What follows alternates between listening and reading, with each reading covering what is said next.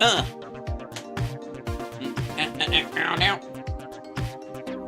Yes. I'm telling you straight. It's my way or the highway.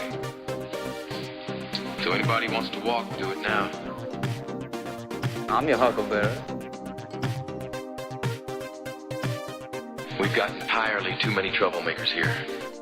Groovy.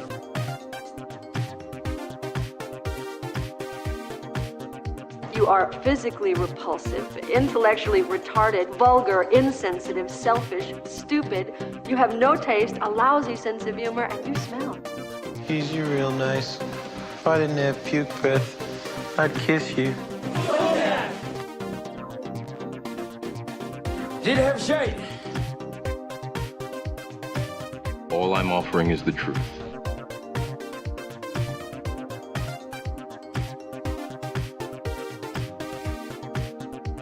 I'm just a happy camper.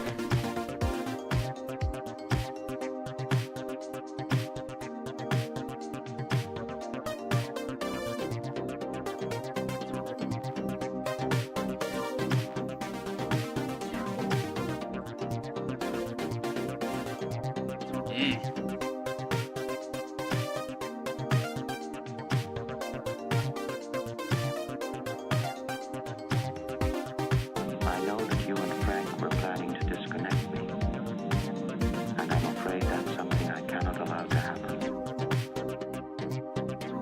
Well, it's a well-known fact, Sonny Jim, that there's a secret society of the 5 wealthiest people in the world known as the Pentaveret, who run everything in the world, including the newspapers, and meet tri-annually at a secret country mansion in Colorado known as the Meadows.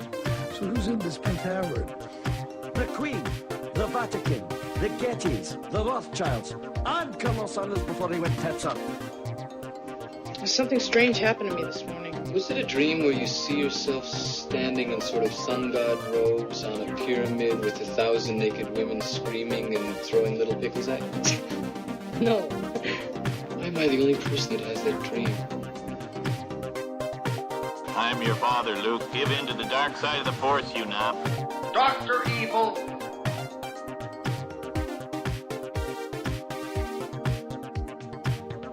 So that's the kind of fight it's gonna be. You lied to me. I'm rich and I'm dead sexy. Hail to the king, baby. It's good to be the king. Groovy.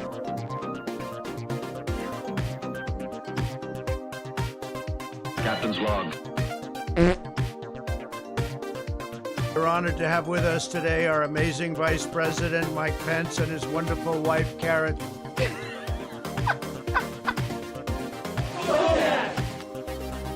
Just the facts, ma'am.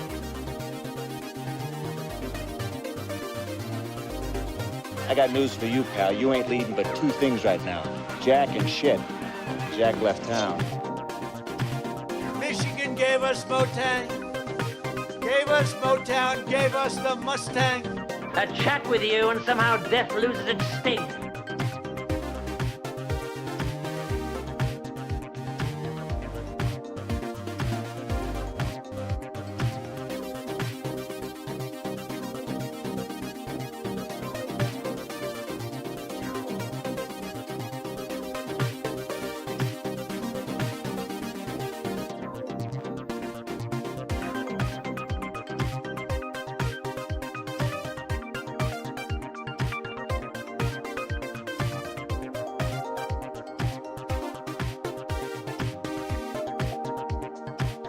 Even outside, it's packed.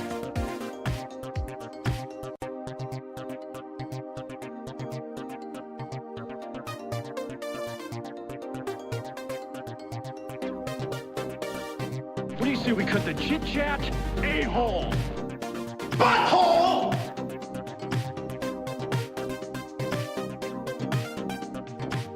I had a beat off.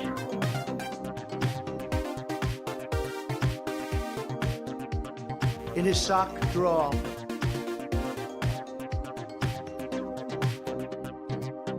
Asshole. fluffy pillows kiss my ass. Purge the anti-Semitism and pro-terrorism. What you doing? All right, let's start the show. Here we go. Where's my button? This is my button that makes the show happen. Yeah, it is. Good. Hi, everybody. Welcome to the show. How do I sound? How do I look? More importantly, how do I look? No. Good to see you. What's going on? Good to see you. Hello, chat room. Hi, Kathleen. What's happening? Chris, Lisa, Mark, the lovelies, Melinda in Seattle. How are you? We're coming your way with the Sexy Liberal. I have that thing up there. It's going to be up there ad nauseum until they give me a better piece of artwork. Just, can I please, Sexy Liberal, can I at least take one shot at it?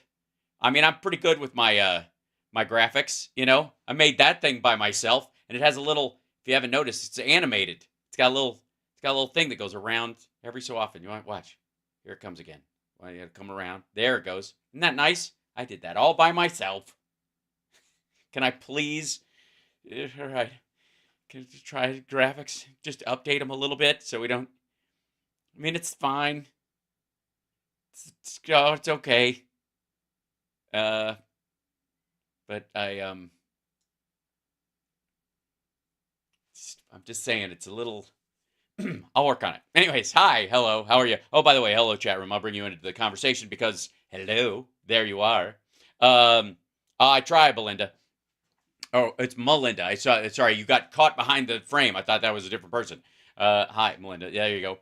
Wes is here because he needs twice a day. He has to vent his frustrations with everything and everyone in a safe environment, which this is, and you know, we let it happen. Like, you know, it's kind of like a dashboard light that's not really attached to anything.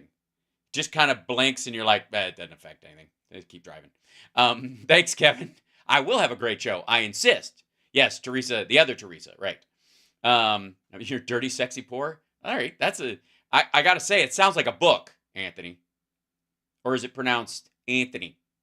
This is God talking. Is it though? Is it? You look marvelous. Let me tell you. This is God talking out. You may update your graphics. It is God.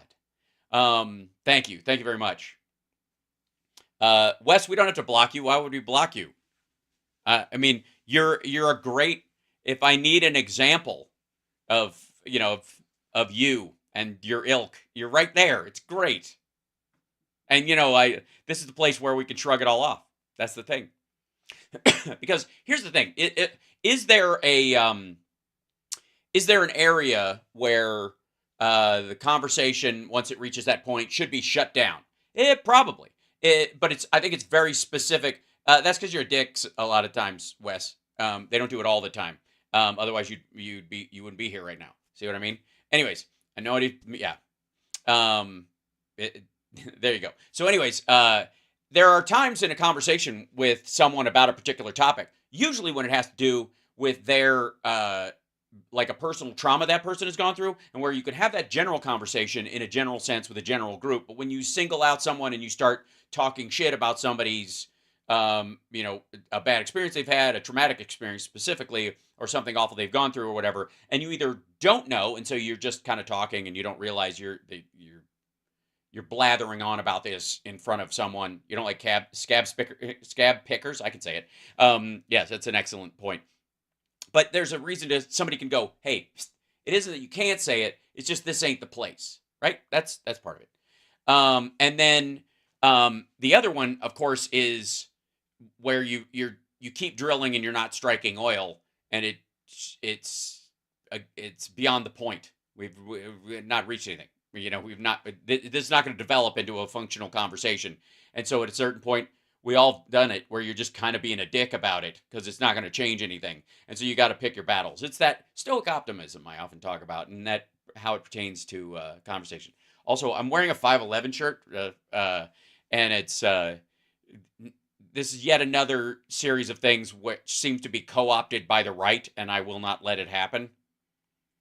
There's a thing. It's kind of like Black Rifle Coffee. Remember Black Rifle Coffee? They were like supporting all the right-wing talk shows and YouTubers. They would do ads for Black Rifle Coffee, and then Black Rifle came out and said, like, yeah, Jan 6 is fucked up. Don't do that. And everybody was like, fuck them, liberals. You know, well, I immediately went out and bought some Black Rifle coffee pods for my coffee maker thing and some of their loose grounds for their espresso beans or whatever, because I was like, look, I don't have to agree with you on everything, but I appreciate the fact that when it might have hurt your bottom line, here you came and said, we don't care. That's wrong.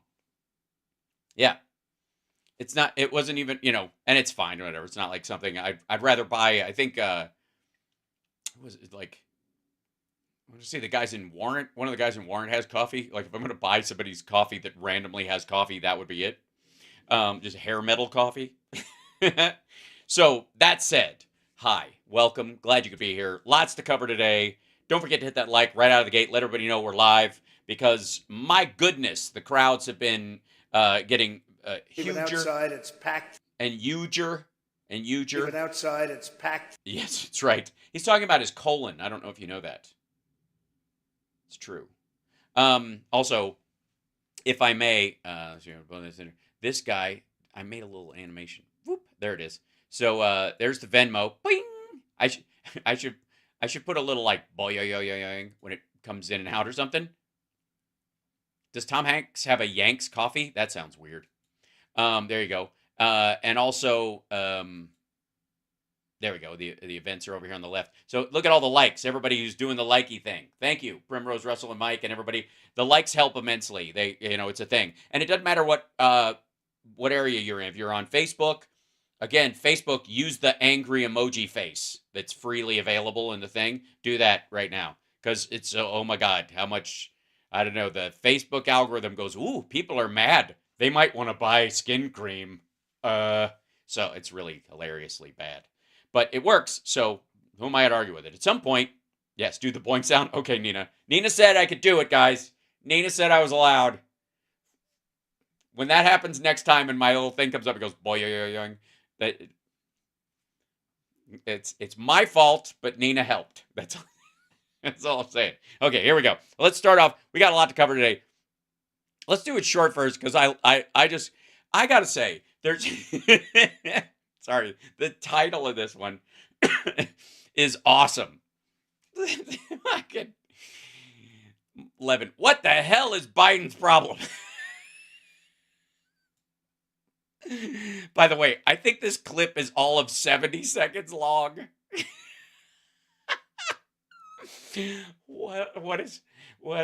Oh yeah. What the hell is Biden's problem? Click. I swear to God, I have not watched this. The title alone is just making me laugh. But I think, bless CSL for finding this one. But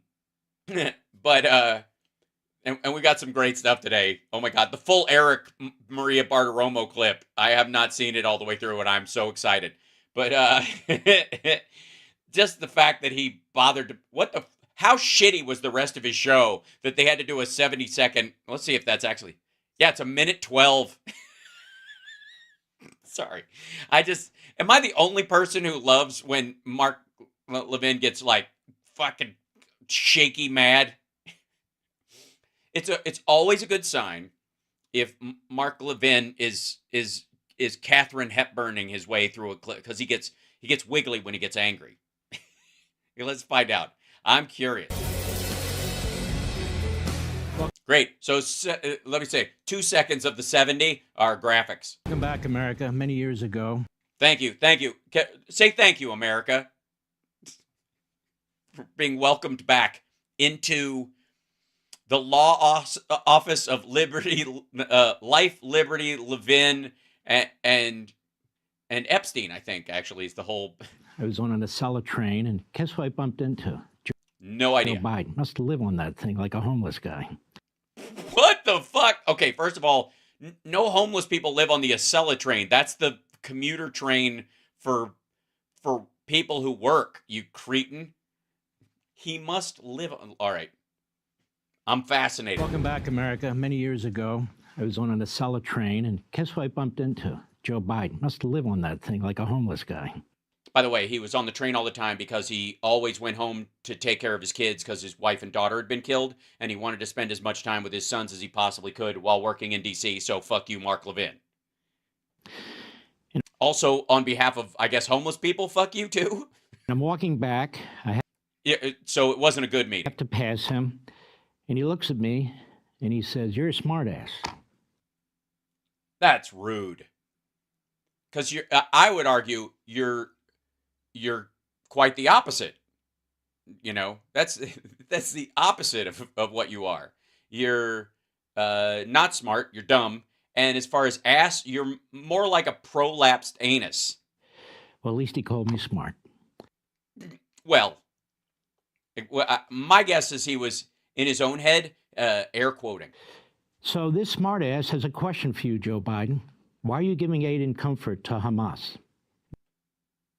He's not. But you can't feed the people of the Palestinian territories. You can't let them starve to death for fear that you might feed Hamas. That's not how it works. Why are you sending billions directly and indirectly to Iran?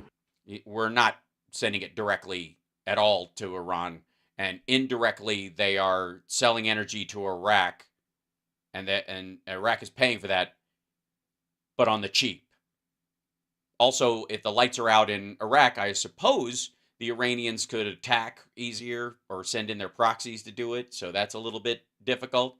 But the other question is, I guess the big one, Mark, is why did Donald Trump give $10 billion to Iran by letting them sell oil to South Korea? Why have you become the biggest slaver in American history because you won't secure the border? How is he the biggest slaver? Wait a second. Okay, first of all, that's amazing. Secondly, those are like warming blankets, and those are actually the silver kind of tinfoily sheets. They're not picking cotton, you dumb fuck. What? Why are you choking off economic prosperity for average Americans? How's he doing that? By wages going up, or unemployment going down, or the stock market and their IRAs going up, or retail investors making more on the market than institutional investors? And trying to destroy our energy independence.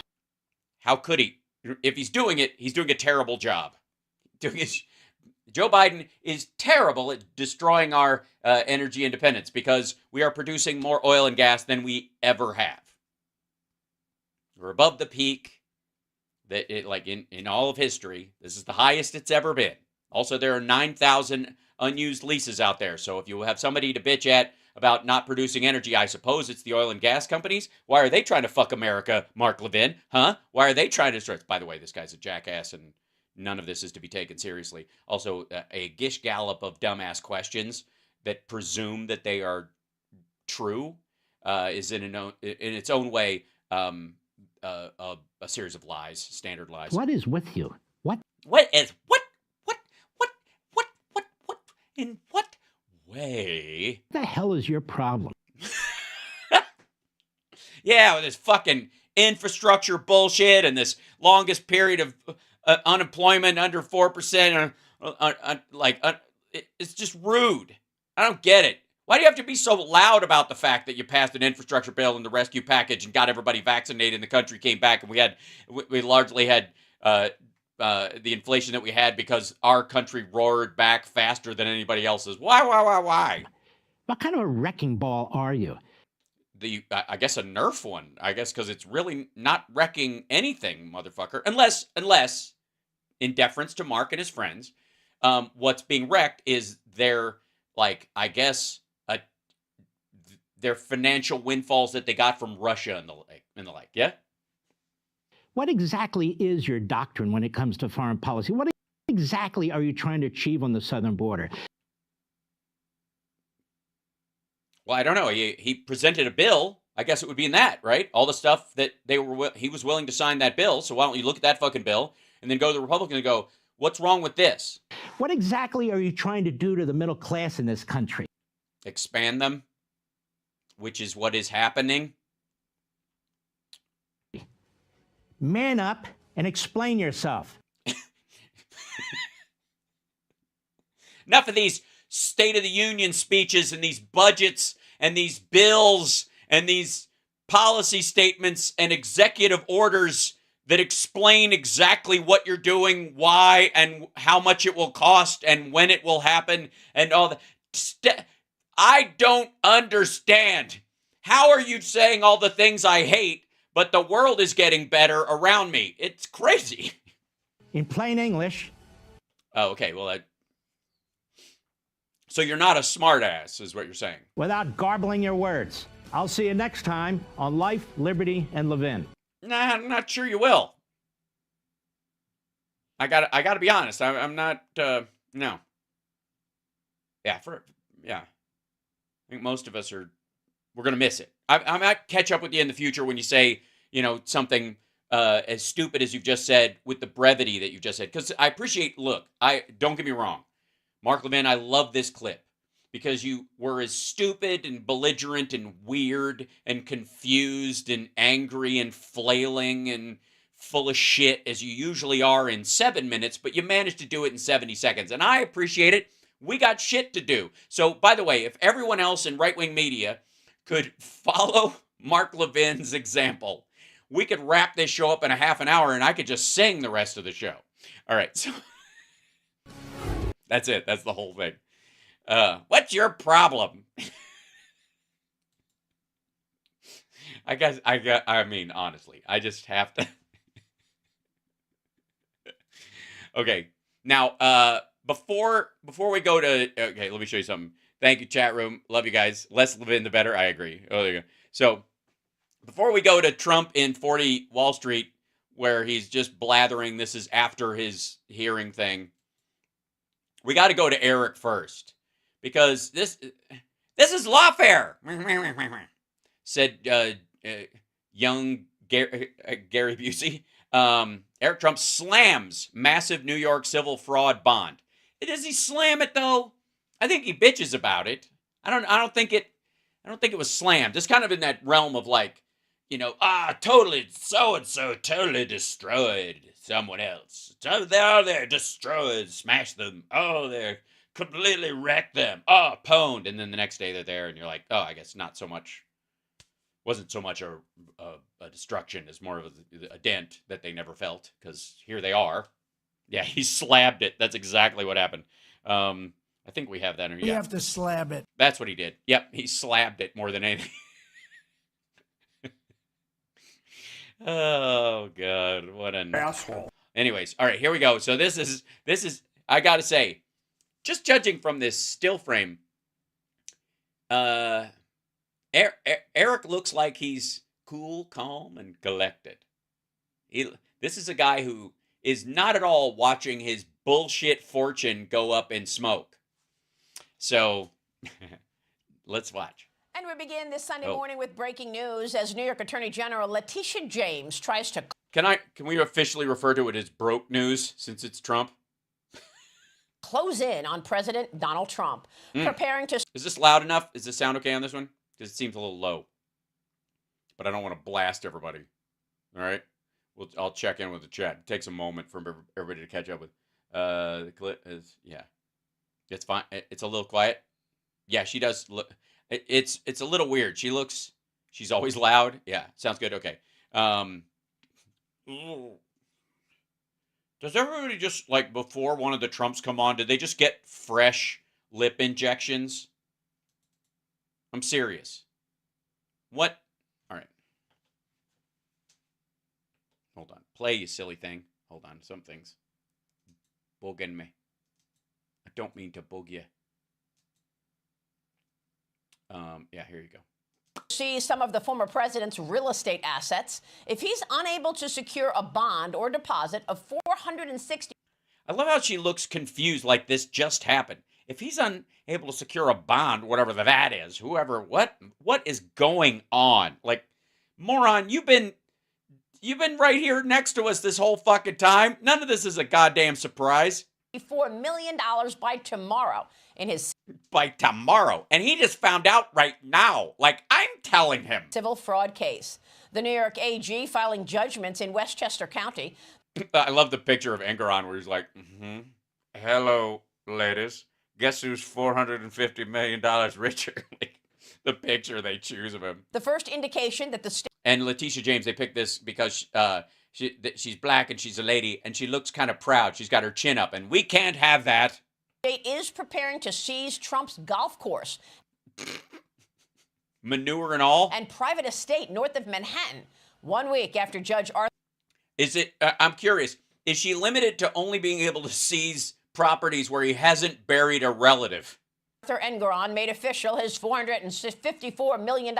Seen here when he was doing press for opening for Steely Dan back in the latest tour. Judgment against Trump. Look at her smiling. She's smiling. We can't have that. And his sons, Donald Jr. and Eric Trump. The 45th president's legal team on Monday said that it was nearly... Oh, sorry. 1 second. I apologize. It's in here. Yep. Turn your eyes if this bothers you. It's a bit rough to look at. Sometimes I have no control over what photos they're going to put up. So I'm sorry. It can be a bit. It's just rough. It's difficult. Some of you, I don't know. I don't recommend gouging your eyes out with a spork. It may actually take that at some point. I don't know. I'm trying to invent steel wool for the brain because of his nunt. But until that time, viewer discretion is advised. Impossible to secure a bond of this size after he was turned down by 30 insurance companies. Sorry. He was turned down by 30. You know what? You know why? You know why he was turned down? For being too rich. They were like, what do you need our money for? You have so much money. It's not even like fair. Trump also telling Fox News Digital any money on hand was earmarked for his presidential campaign. Uh-huh. Sure it was. Charging the judgment represents more election interference. Instead, he is vowing... Why don't you just get donations like everybody else? Seriously. What's the argument here? That he should have $400 million because he's rich just to use on the campaign that other people don't? So he should be allowed to buy the election because he's successful, except he isn't. Thunder nunt, Tom, stop. To fight the ruling all the way to the Supreme Court. Joining me now in this Sunday Morning Futures exclusive is the executive vice president of the Trump Organization. Is he, though? I mean, I guess maybe they can still, during the appeal, I don't think they can do business during the appeal. They can't sign any new deals or anything like that, right? Because they keep calling him that, but he's not, right? I mean, the company's effectively dissolved until they move it. He is President Trump's son, Eric Trump. Eric, good to see you. Thanks so much for being here this morning. Thanks, Maria. Thanks, Maria. It's a great day for America. Fuck. This is the day everybody found out it's unbelievable. It's the day we found out that we're broke as fuck, and we always have been. So the first question, of course, is how are you dealing with this? What is your plan to meet this judgment? Well, his dad is golfing, so I guess what do? Pass the worry stick around the family? Well, it's so sad. First of all, I'm a guy that grew up in New York. My father built the skyline of New York. No, you didn't. Get the fuck out of here. Jesus Christ. Built the skyline of New... Shut the fuck up. Is there a single Trump building that stands out for its architecture? Seriously, that's one of the reasons why Trump pays so much attention to the interior of his gaudy fucking nouveau riche, gold-painted, fake-ass, like, poser apartment that's a third the size he said it was in Trump Towers, because the outside looks like shit. Come on, let me... hold on. God damn it. This is good. We don't have to sideline this early. But can we look at... I don't know, I need a wide picture of Trump Tower. Give me 1 second. I'm gonna look this shit up. Hold on. Trump Tower. Okay.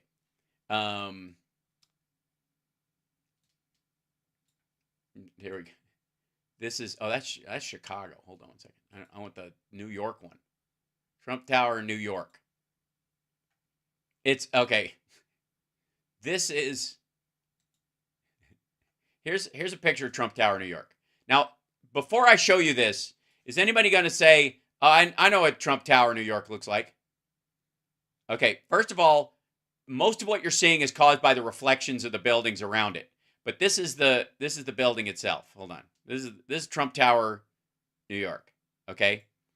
Which I got to say looks like a game of fucking Cubert upside down at the end of a game of Tempest upside down.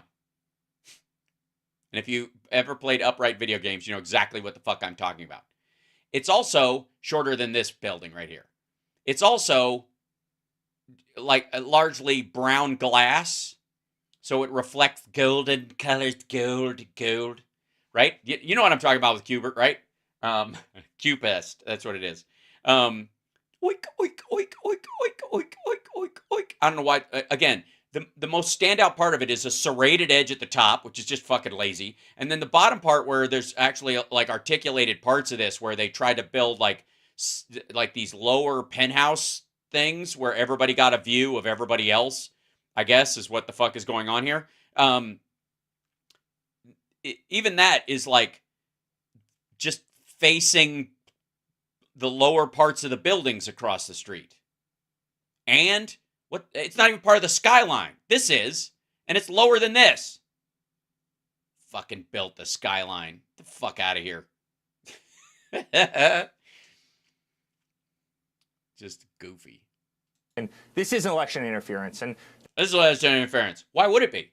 According to you, every time he gets indicted, he does better. And he's a billionaire. Why don't you just fucking pay it and grab some other money and go, fuck you, I'm still running. I'm the shit. Instead of, I don't know, panicking and melting down and bullshitting everybody. I mean, if those are your only two options, I'd go with A. They go out and they ask you to post a $500 million bond. Maria? Mm-mm. They didn't go out and do that. They did it in the courtroom. I want to put that in context. I went out to the largest sureties in the world, the largest sureties in the country. The largest shit sureties? Well, if you're going to sign up for something and you're a Trump, a shit surety would be the thing. They said, Eric, the last time we've seen a bond of that size is when we did the big dig in Boston, which was a $25 billion construction project that lasted almost 25 years. They're trying to put my father out of business. Yeah, but that was the whole thing wasn't a crime. The big dig wasn't it wasn't a $25 billion crime. There was a sub issue to it, and that's what the thing was about, not the entire 25 billion. Dumb fuck. By the way, can we all just wait for like? All right. They're trying to take all his resources that he would otherwise put into his own campaign. Why does he even need them? Why didn't he just take campaign contributions? If it's the biggest fucking political movement in the world, why does he even need to spend his own fucking money? Seriously. Right? I mean, Joe Biden doesn't have like $400 million that he can throw into his campaign, right? Didn't certainly the first time he kicked your dad's ass. So why do you need it? For presidency. This is New York State. This is what we're seeing. Letitia James campaigned on this promise, and now... Right, and she was elected. I mean, that should tell you something about how his neighbors feel about him. They're making him do something that's not physically possible. Yeah, it kind of is. And by the way, your dad just said he had $500 million cash a couple of days ago. That would be physically possible. It wouldn't be preferable, in your point. You'd rather spend it on the campaign, but he just said he had $500 million in cash sitting around, and fuck you, I'm rich as shit. I'm rich, bitch. Like, that's basically what he said last week. I think I have the quote from your dad, which was, where is it? I'm rich and I'm dead sexy. Yeah, he said that in court, I think. So putting up a $500 million bond, bonds that size don't exist in this country. So get $400 million bonds. You just got one. Don't you have a bunch of great properties? Bond them against 4 different properties. Don't worry about it. You're going to win anyways. Fuck it. Also, here's a good idea, and I'm the first to suggest this. Thank you very much. And I'm lovely. It's lovely to see it cascaded across the internet. But if Mar-a-Lago's worth 1.2 to 1.8 billion fucking dollars, the way your dad says it, take out an equity loan on it. Shit, even if you have to sell it, you'll still make $700 million. It costs you $10 million.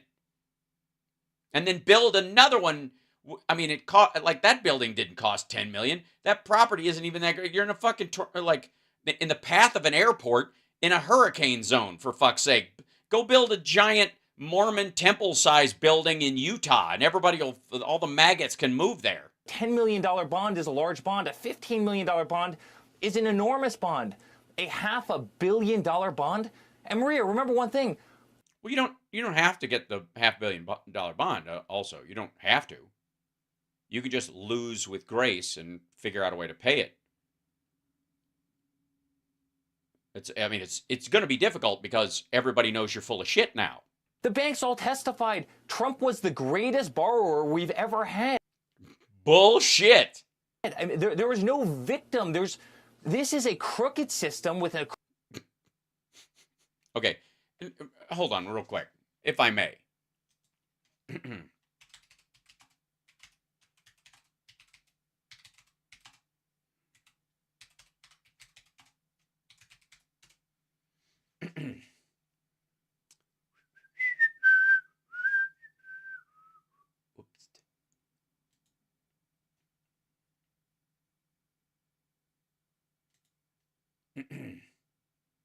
This would be, you know how Trump loves being in Forbes, right? Forbes is the shit. Forbes is the shit. Okay, let's go with this. How Trump foiled Deutsche Bank. Who wrote this? Oh, Forbes.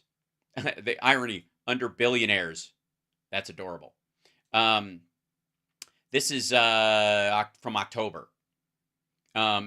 Trump's lender fell for lies about how big and possibly profitable his properties actually were. New York Attorney General suing, despite Trump's bluster, it long remained unclear whether his lies were actually good for financing. After all, banks conduct the diligence on borrowers, but documents submitted into evidence during the trial last week show that Trump's longtime go-to lender, Deutsche Bank, fell for many of his lies, giving the bank a distorted view of its most famous client.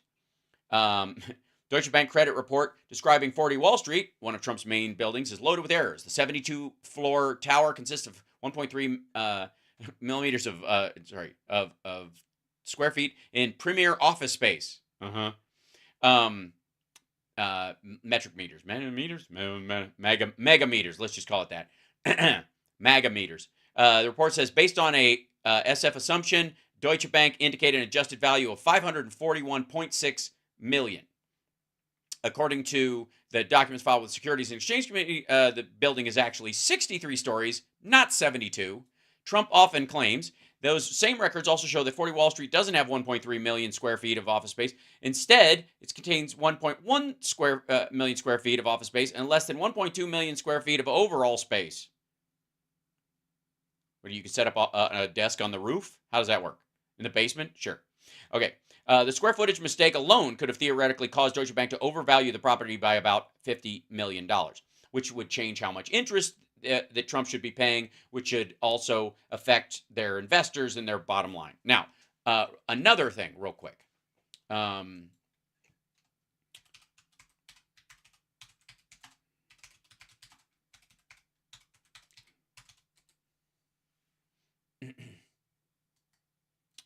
two. Let's see. There. Now, we're talking over the time that Trump is with them, they seem to extend money to him on the regular, right? That was the big thing, was that somehow Deutsche Bank, they're not even mad. This shit, they're sitting there, yeah, he fucked us over a little bit, but who cares? Our investors don't care.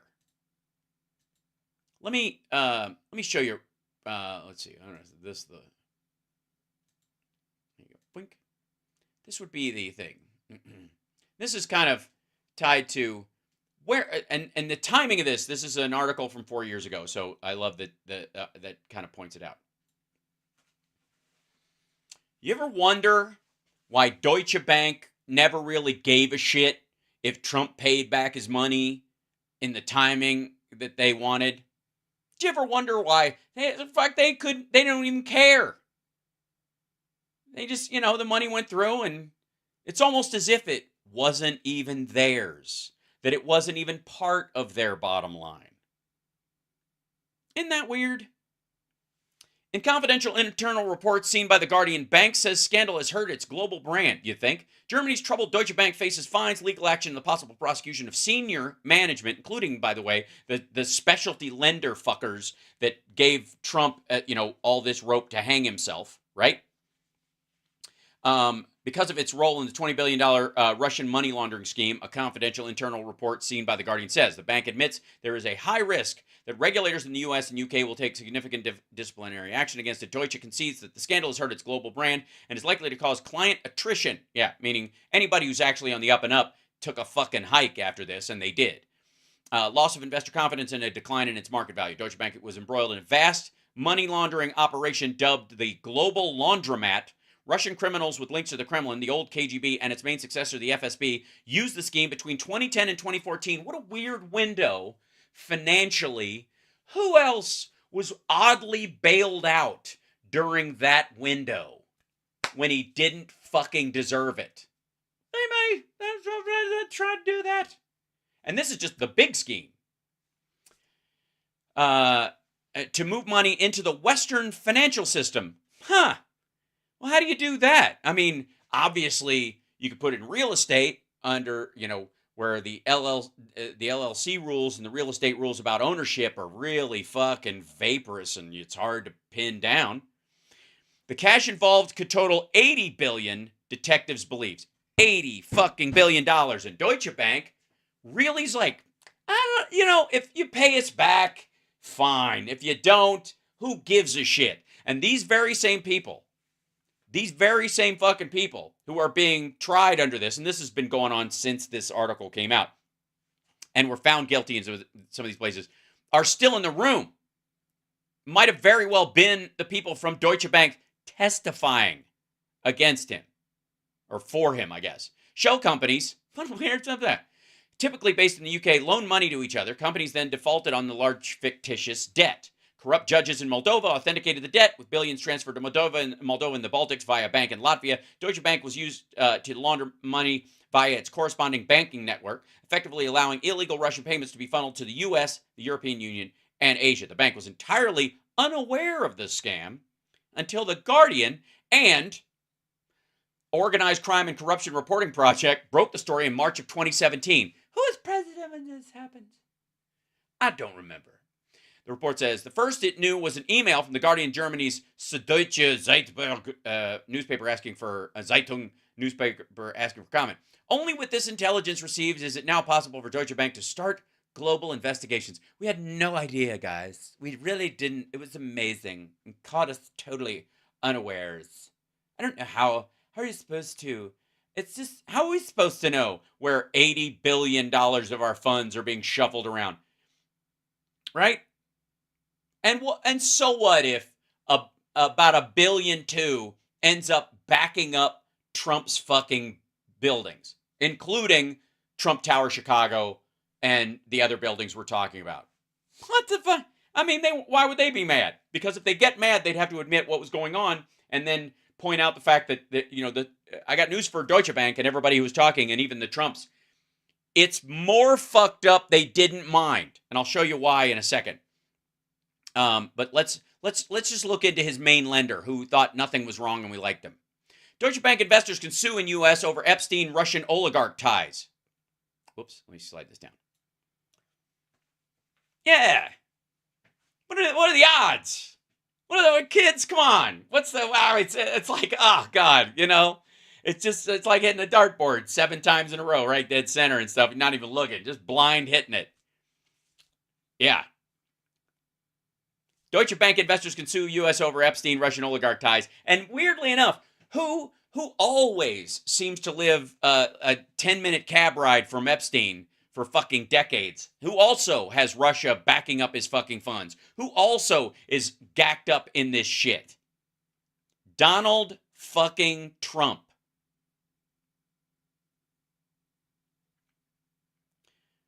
A U.S. judge on Monday said shareholders can sue Deutsche Bank for allegedly hiding shortfalls in its internal controls while doing business with risky, ultra-rich clients like sex offender Jeffrey Epstein and Russian oligarchs. Notice that part. Allegedly hiding shortfalls in its internal controls.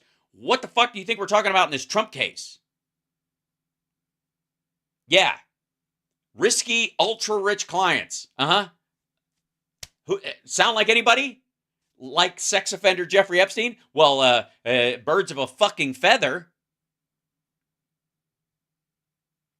The U.S. District Judge Jed Rakoff, in no relation to Yakov Smirnov, in Manhattan said shareholders may try to prove that in their proposed class action that the German bank was aware its know your customer and anti-money laundering controls were ineffective. That's a sweet word. And that its share price fell as the truth became known. That's the victim. Those are the victims. Ladies and gentlemen, victimless crime. Nobody got. Yes. The victims. Shareholders in the fucking bank. You're welcome. In a 30-page decision, Rakoff said in the complaint described specific processes that Deutsche Bank knowingly undermined through an unwritten but pervasive practice of exempting rich, politically connected clients from normal internal scrutiny. What you want more? You want more that why Deutsche Bank doesn't fucking complain about shit? Deutsche Bank in $26.3 million shareholder settlement over Epstein Russian oligarch ties. Yep, guilty.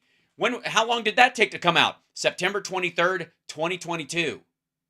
It's finally settled. That's the interest. You know how Trump is going, well, $450 billion or whatever. That's just U.S. stakeholders in the bank settled for $26.3 million for their stock they had in the bank or direct shares they had in the bank as direct investors or what have you. They sued. They got $26.3 million.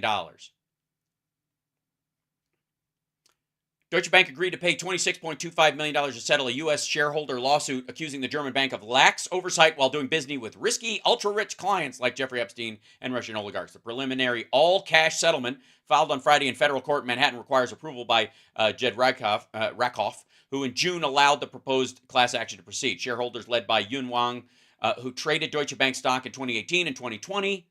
Who was president when that happened and the thing was fucked up? Oh, yeah.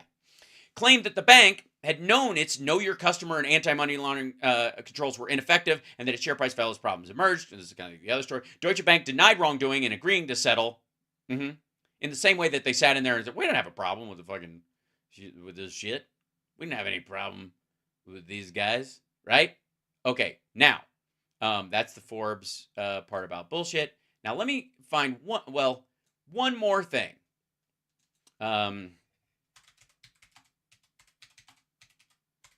And then we can go back to listen to this asshole lie. And then you know the full context of how full of shit he is.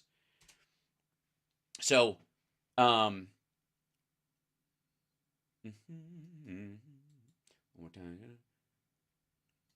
go here. Let's see. Hold on.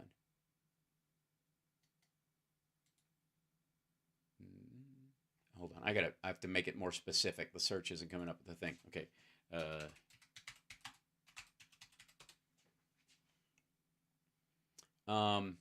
There's so much stuff about him. Yeah, here you go. 2008. Remember how everybody was happy? Remember how we never missed a payment and everybody was happy? Never missed a payment, everybody's happy, right? That's what Eric says. 2008, ladies and gentlemen, Trump sues Deutsche Bank over Chicago Tower.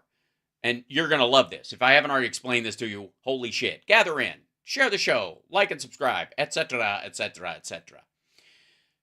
Luxury hotel and resort developer Donald Trump sued Deutsche Bank and several other banks on Monday, demanding $3 billion in damages, claiming they broke agreements in the construction and financing of Trump International Hotel and Tower in Chicago. The unfinished 92-story complex that would be the second tallest building in the United States behind Chicago's Sears Tower was due for completion in mid-2009. This is before they'd even, they're in the middle of construction. Trump has been trying to extend a $640 million construction credit from a group of lenders led by Deutsche Bank.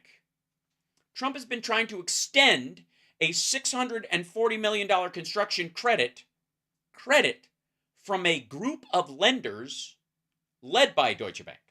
They include a unit at Merrill Lynch, Union Labor Life Insurance Company, Real Estate Investment, True. By the way, all of these are places he went and tried to get a fucking bond this week. So just for the record, There's another reason why they laughed and hung the fuck up. Like this is in all these businesses are in the list. Oh, thanks for gifting the memberships. That was really sweet. Who just did that? Oh my gosh, Peter, thank you so much. All were identified among more than 24 defendants in Trump's lawsuit filed in New York State Supreme Court. Blah, blah, blah. Deutsche Bank spokesperson John Gallagher declined to comment on the lawsuit. You think? We filed a lawsuit that clearly outlines the bad conduct of Deutsche Bank in connection with Trump Tower in Chicago, and we believe the court will clearly vindicate our position, said Trump's lawyer Steven Schlesinger. The fact that the bank group are acting in a dysfunctional manner in connection with big loans is a sign of the times. Okay, so real quick, this is. As soon as the crash started to happen, Trump hadn't made any payments, and he sued them to basically use the downturn to get rid of his loans. That was it. What? Hold on. Want to be fun when House Parks get a free what? Brand new PA UI toy coming in the mail. Yes. Oh, right. Yes. We shall see what we shall see. Yes, yes, we don't know. But so the other thing is, this is when he first did it, and then, if I may, he settled with them. Yeah, here you go. Trump had $270 million in debt forgiven after failing to repay lenders for his 92-floor Chicago skyscraper. According to the New York Times report. Trump had more than $280 million in debt forgiven since 2010. The New York Times reported most of it was linked to the money he owed lenders for the construction of a massive skyscraper in Chicago, according to tax return records and loan documents viewed by the paper. When Trump failed to pay the money back, when Trump failed to pay the money back,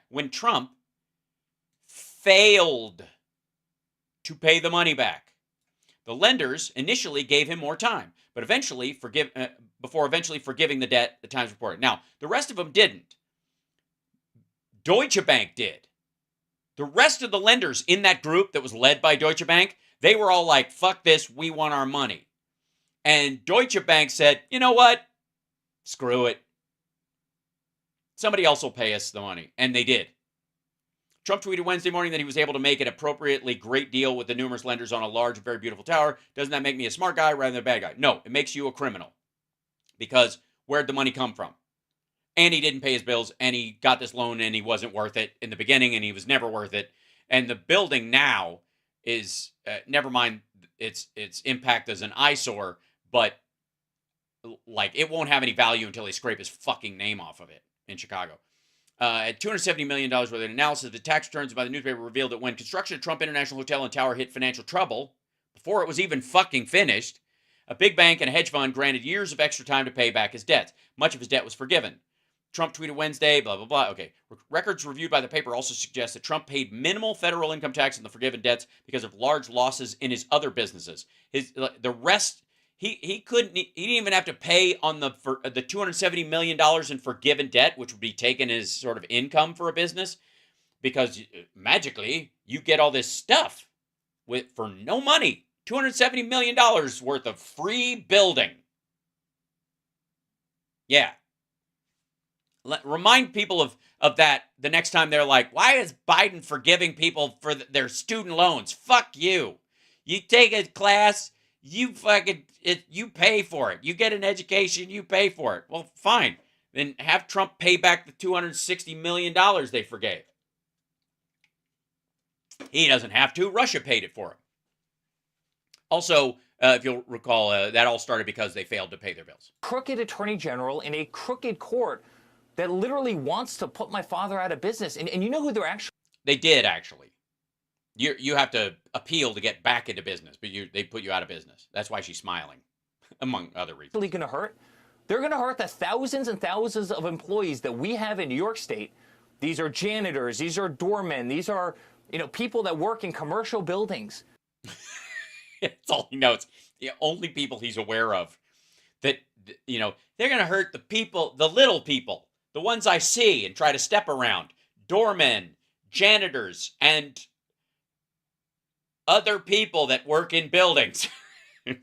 Really, I'm sorry. Slow down with all the tech speak. I don't speak big business. They're going to hurt those individuals. No, they're not. They'll get other jobs. Not the executives. They're going to hurt those individuals. How about all the contractors that we employ that you don't pay to do build outs? How about build outs? Well, at least he's admitting they're not in construction anymore. You know, everybody else that relies on our family, thousands of people. Yeah, they'll find other work. It's fucking New York. Yeah. All for their own political vendetta? No, I think it's because you committed a crime and you fucking were financially entangled with the Russians via Deutsche Bank, and that's wrong and against the law, and also fuck you. It's insane. I'm trying to understand how this number came about. 454 million. It's okay. It's the profits that he was not entitled to on all these properties and the businesses that he did during that time for loans he didn't deserve, and loans he arguably cheated banks out of and the shareholders out of. So that going back to the statute of limitations, if they were able to go back past the statute of limitations, it had been in the multiple billions. This is basically Trump was. The way you can look at it is that Trump was making about $464 million off of New York City and some of the outlying areas off the business he did in New York City every 7 or 8 years, depending on what I think it's an 8-year statute of limitations. So every 8 years, that's about how much profit he made off stuff. Not the cost of things, not above and beyond, but about $465 million. And from that window, what he made was ill-gotten gains. So that's where it comes from. She knows this, by the way. So does Eric.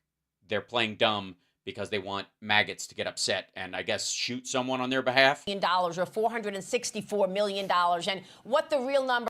You can actually read his... Fuck do I know. Maria, you're the reporter. ...is. How did they come up with this number? Look at who you're talking to, Mr. SATs. You know what? It was a crooked number. All numbers are crooked, by the way, except one. But the top, does, depending on how you write it. Just say it. Some are more crooked than others, I would guess. There are no victims. There is no number. Right. The number should be 0. My father's run a great company. Not really. No. I run a great company. We've never had a default. They used a magic 8-ball, Carl. That's exactly right. We've never missed a payment. This is just bullshit, by the way. I've just shown you. They missed $680 million worth of payments just on the Chicago building alone. Like they were just going to fucking blow it off or he was trying to eject all the debt on it and sue the bank to finish his building.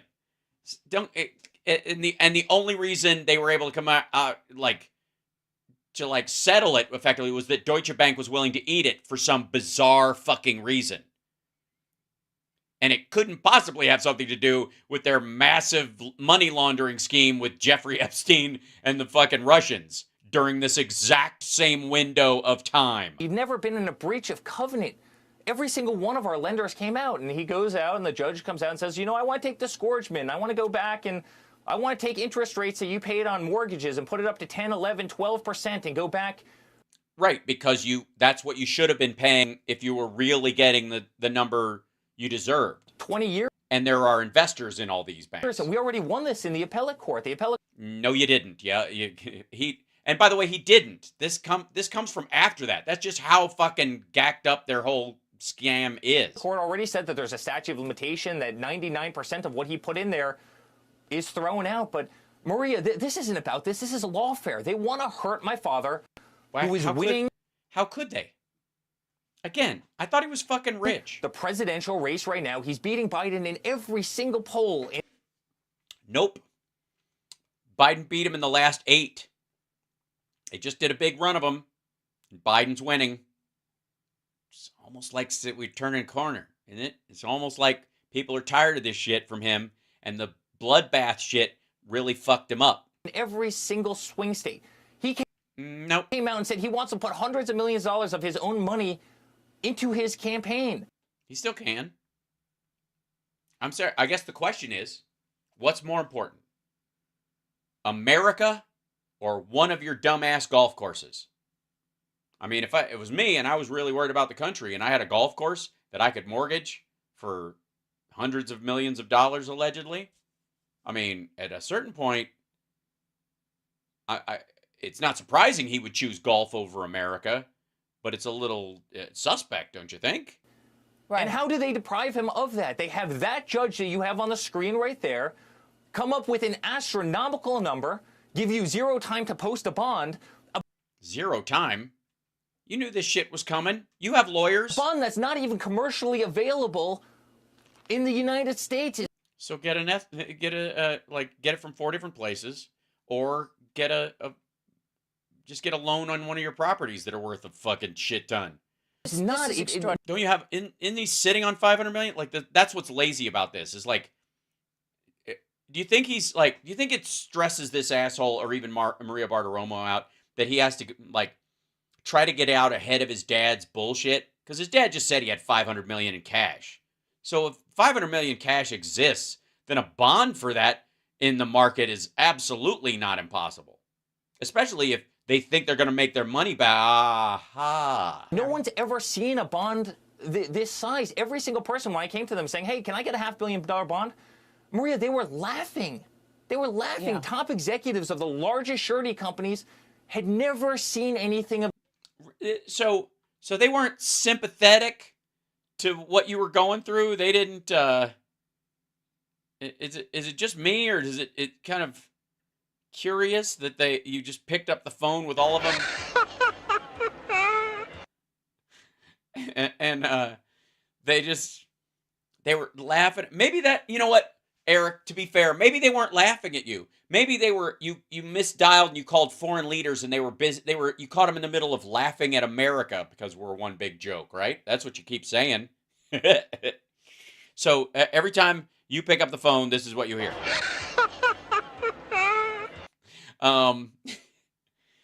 Yeah.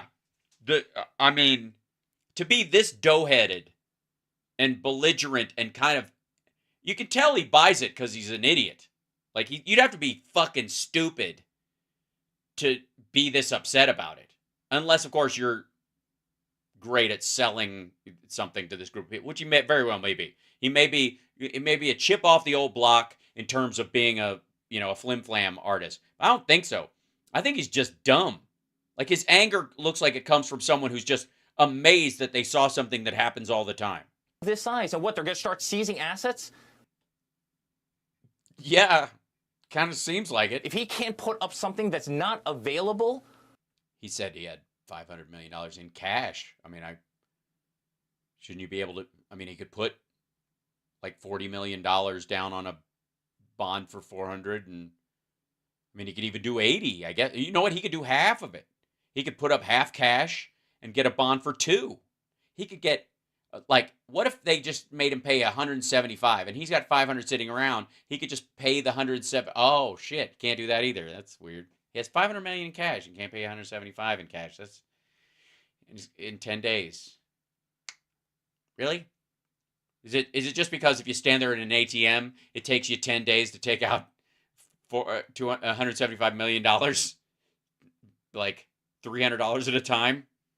So in the United States? You said there were no victims. No one lost any money. You've paid which is bullshit. Everything back in plenty of time. No, they didn't.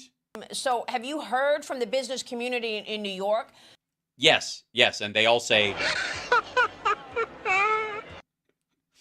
it's like a giant collective giggle. Are you disappointed that you're not hearing more? Very disappointed. More outrage from others. I mean, I've certainly heard from Kevin O'Leary from Shark Tank. He said, "Oh yeah, the one fake billionaire on Shark Tank, like that we just found out. Like of all the guys on there, he's the one who's pretending to be rich." He's questioning whether or not he'll ever do business in New York again. Sorry. I guess what? Boo fuckity who? Why? Because is he backed by Russian money too? Because of this.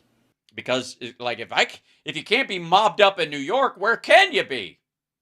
Las Vegas. No, sorry. Sure. And by the way, Joe Rogan's talking about it every single day, and Is he now? You don't say. Everybody else is talking about it. Everybody? Yeah, that's true. We're not so much talking as going. The entire Florida real estate community is laughing. Is everyone laughing at you? Jesus Christ. Judge said that Mar-a-Lago was worth $18 million. $18 million. You can't buy anything on the island of Palm Beach for $18 million. Yeah, but that in his defense, you can't do anything with the property except what it's it's zoned for, or you have to pay a shit ton more in taxes. So your dad talked that number down, and also it's right in the fucking landing path of the airport, so that if you do an outside event or sit by the pool, like you're getting doused with fucking jet fuel every 6th airplane, and By the way, how do the maggots feel about the chemtrails over Mar-a-Lago? Are they nervous about it, or do they just go, he's protected by the Lord Jesus? Alone, by far the largest house, a house that's probably worth $1 billion. I mean, Maria, this is... Yeah, the black mold alone, that is the finest, but that's the caviar of mold.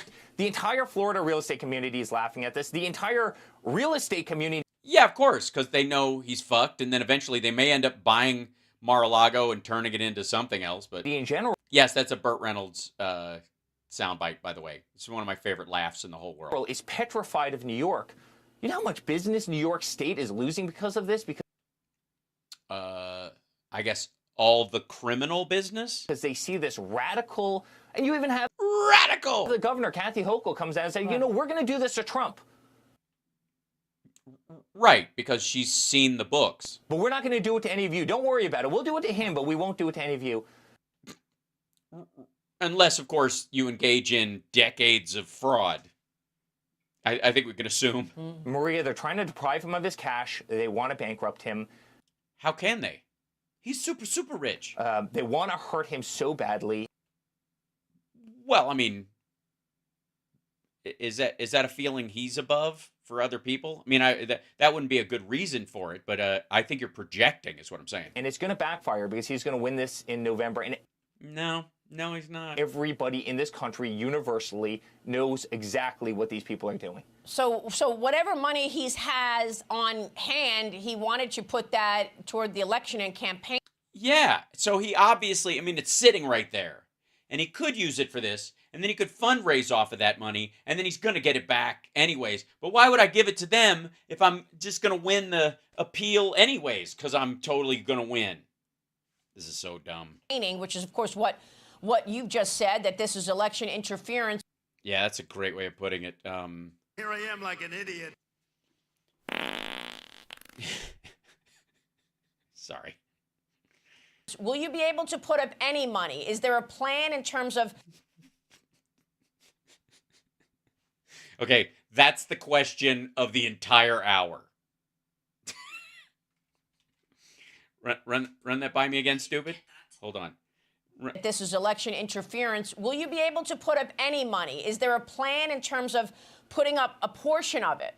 Yeah. Do you have anything? What do you got on you? Is there any chance at all, or is it just...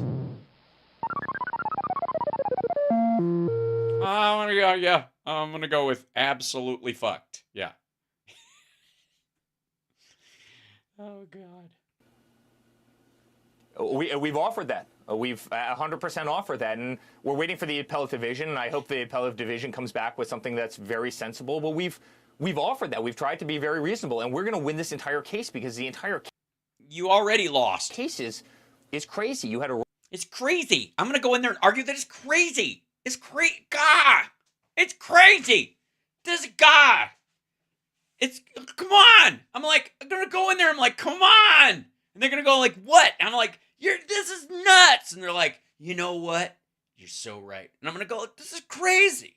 Like, what the hell? I don't even understand this shit, you know? And then they're probably going to drive us out of New York. And then I'm going to go, this is nuts. Runaway judge who just ruled against something that, again, the appellate division has already knocked out 85% of this. Because of the statute of limitations, motherfucker. Because they said it's too late to catch you. They still agree you were guilty. They still agree you did it. You just weren't caught early enough, you dumb fuck. This is a terrible argument. Your Honor, yeah. Of course I I beat that child within an inch of his life, but it's too late. That's the argument. Case, but that's not the point. This is legal lawfare. They don't care. They just want to hurt a man. And again. Then why are they going after Trump? I'm sorry. They just want to hurt a man. And they couldn't find one, so they had to do it to my dad. They're sending tremors across this country. And by the way, Maria, that's a great movie. Are they mailing DVDs? Or because I would love to have one. Have you guys got your copy of Tremors yet? I want to mention one other thing. The sequels weren't nearly as good, but I got to say the first one is classic monster movie, classic. People internationally are watching. People. You don't seem upset, but when your voice breaks on the word people, it's this country. And by the way, Maria, I want to mention one other thing. People internationally are watching the charade. People, are they? People, please. People internationally are watching this. And I pick up the phone. If I dial any number at all, anywhere, international, I go, hi, this is Eric Trump, this is what I hear. People. America's losing our standing in the world. When they see this, people invest. No. I mean, even Mike Johnson can't fuck that up. In America from all over the planet. Right, yeah. You mean sketchy crypto oligarch, murderous billionaire types that backed your dad? That's what this is about. Where's the foreign money going to come in from? I don't know. How about fuck you? Because they know we're the safe harbor. That this. Well, yeah, but not for Russian oligarchs anymore. This kind of stuff can't exist and doesn't exist, and now they're seeing this exist in the United States. I'm sorry, I had a brain cramp trying to figure out what exists. Can't exist and doesn't exist, and now they're seeing this exist in the United States. Sure, yeah, that's exactly what they're saying. Yeah. You know the damage that does to our country? None. As a matter of fact, it's we're patching the holes that it was caused by this damage previously. You fucking tool. Eric, you and your brother have also been ordered to pay a judgment.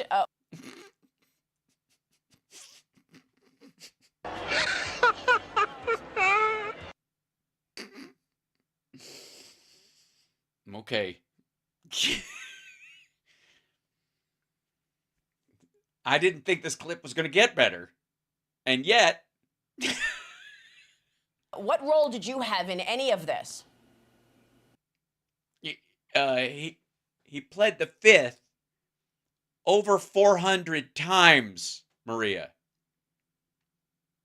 Don didn't because he's not expendable, apparently. But Trump had Eric sign all that shit because he's the expendable one.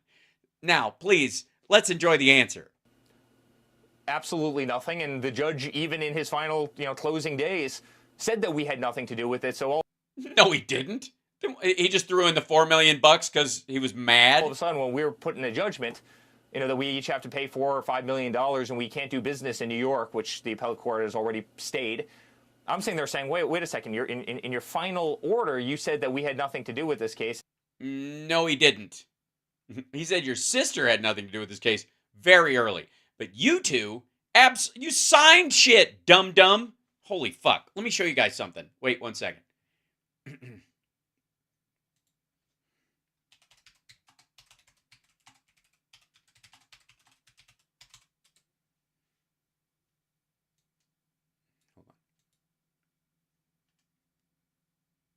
Here you go. Yeah. Fuck's sake. Here you go. We didn't do anything. I didn't do anything. Nobody did anything. We didn't do anything. We didn't do anything. Nothing. I don't get it. I don't get it. People. I don't get it. About 500 times. You couldn't do it 499 times and go, yeah, one thing, I did that. That wasn't a crime. There's nothing wrong with that. Yeah, a whole 500 fucking nothings. Get the fuck out of here.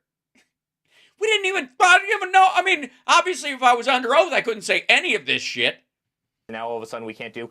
Maria, the more that they can name the Trumps and the more that they can hurt us, the more they think it's going to benefit Joe Biden in 2024. Why would they think that? Why, Eric, why would anybody believe that finally making your father responsible for his actions, why would that be a positive sales point for anybody? Why would it get Letitia James elected? Why would everybody that's in there is going, yeah, we've been after this motherfucker for a long time. Why would Biden, who allegedly you think, you know, stole the election, much less the fact that I guess you have to understand he's no longer in the basement and he's got policies he can point to that are his, not Obama's or not anybody else's, that are directly because of his actions that you've got to campaign against, and he's not in his fucking basement. That he kicked your ass while he was in the basement last time, according to you. Now he's not. And your dad's shedding fucking voters.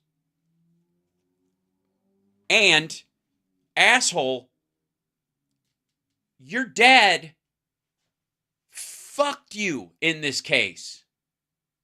Don Jr. and Ivanka did not have to plead the fifth. I don't know how much clearer I can be about this. Neither of them did. He did. You know why? Because Trump was like, all right, don't let Ivanka sign this piece of paper. If it ever comes to the light, she's fucked. And Don Jr., he's my name, so I don't even really give a shit about him. But if it says Donald Trump, they won't notice the Jr. They'll think it's me. So I don't want my dumb followers to think I've been arrested when they arrest Don Jr., right? And so let Eric sign it. And for at least 500 things he signed or did, he had to plead the fucking fifth. But we never did anything. There's no victim. Maria's victimless. People. What they don't realize is, again... Go ahead. Please. Go back to the reason... Again.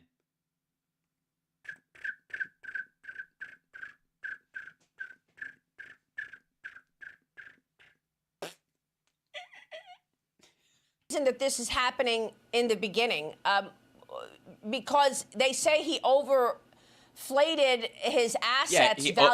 Yeah, that's legally what it said. They said he overflated them. I remember that. That came out in the trial. Or was that the Stormy Daniels thing where he supposedly mistook her for a blow-up doll? Which case did he overflate? Valuation. He overflated. This is a host on Fox Business, by the way. Overflated.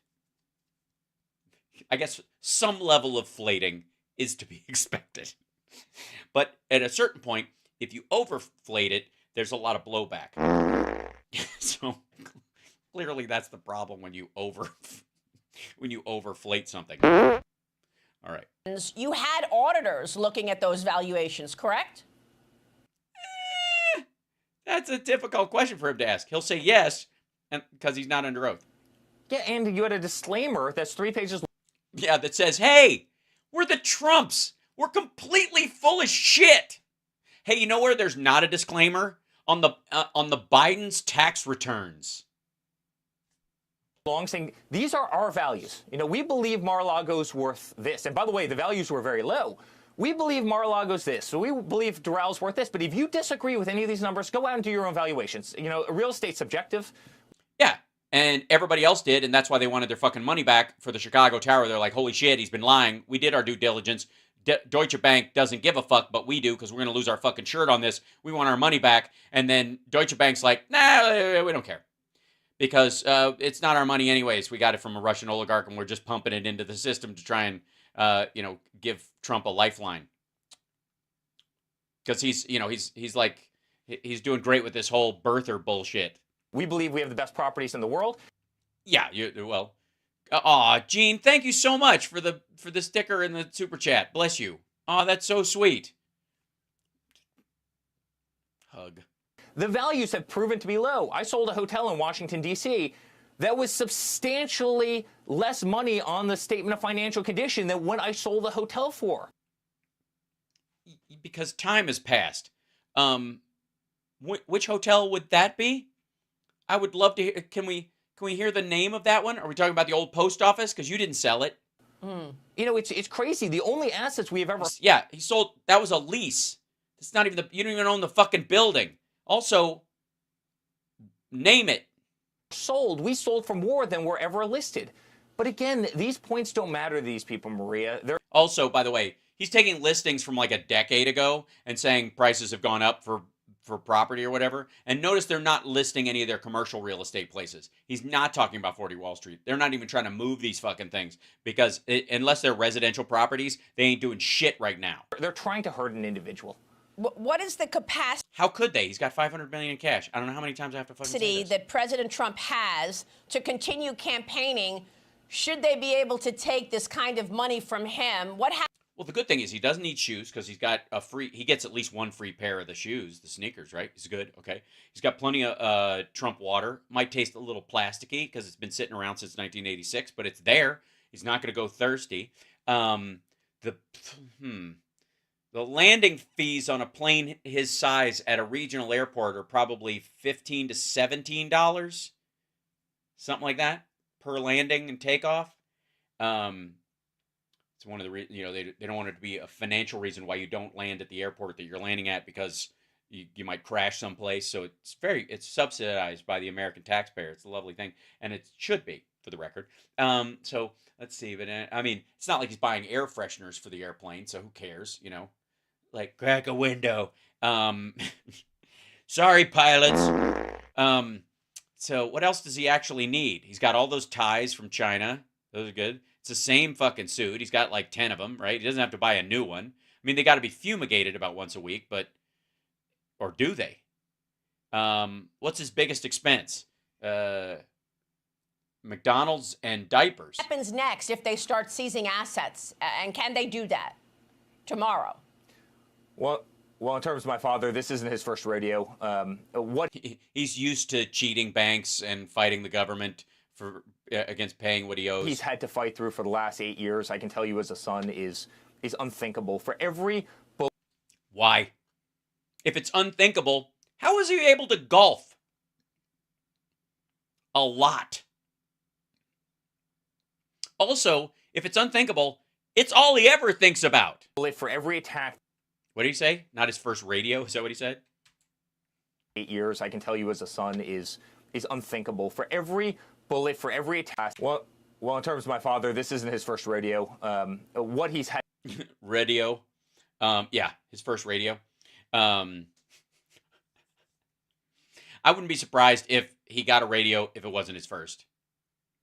Because what the fuck does this guy, you know... Because, well, he's probably lived a normal life. It's just like any other ultra-rich New Yorker who's never driven a car. Had to fight through for the last 8 years, I can tell you as a son, is unthinkable. For every bullet, for every attack that you watch on your show or on TV, Maria... There hasn't been a single bullet, and I hope there aren't any. I don't call for that shit at all. I can tell you there's 1,000 behind the scenes that we deal with as a family. Well, yeah, I mean, I understand. He's shitty to you, and he's willing to throw you to the dogs. It's not... Bullet's not the word you're looking for. It's kind of like radio. He meant rodeo. Bullet, he meant bullshit. Right. The amount of arrows, the amount of shots that they've taken at this man, and he never, ever stops. He's the toughest guy. He kind of does. Kind of tucks tail and runs quite often, actually. He just can't do it right now because he's got nowhere to go. He's you know, it's like a cornered fucking squirrel. I've ever met in my entire life. He's gonna win in November. Nope. I don't care what they do to him. I don't care if they strip him of... You don't? Every single building, of every... What kind of son are you? Every single property. He will never, ever, ever stop fighting. That's his conviction. That's who he is as a family. That's frankly who we are as a family. And that's who he is as a family? He's a family in and of himself. Yeah, you're right. You know, we've seen this game before, and they can only cry wolf so many times, Maria, and... Yep. What do you mean, yup? What do you mean, cry wolf? The fuck are you talking about? He was found guilty, dummy.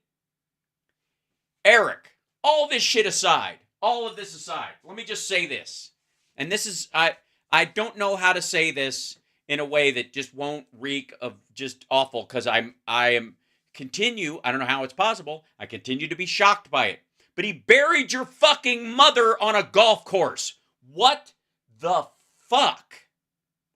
He buried your fucking mother on a golf course.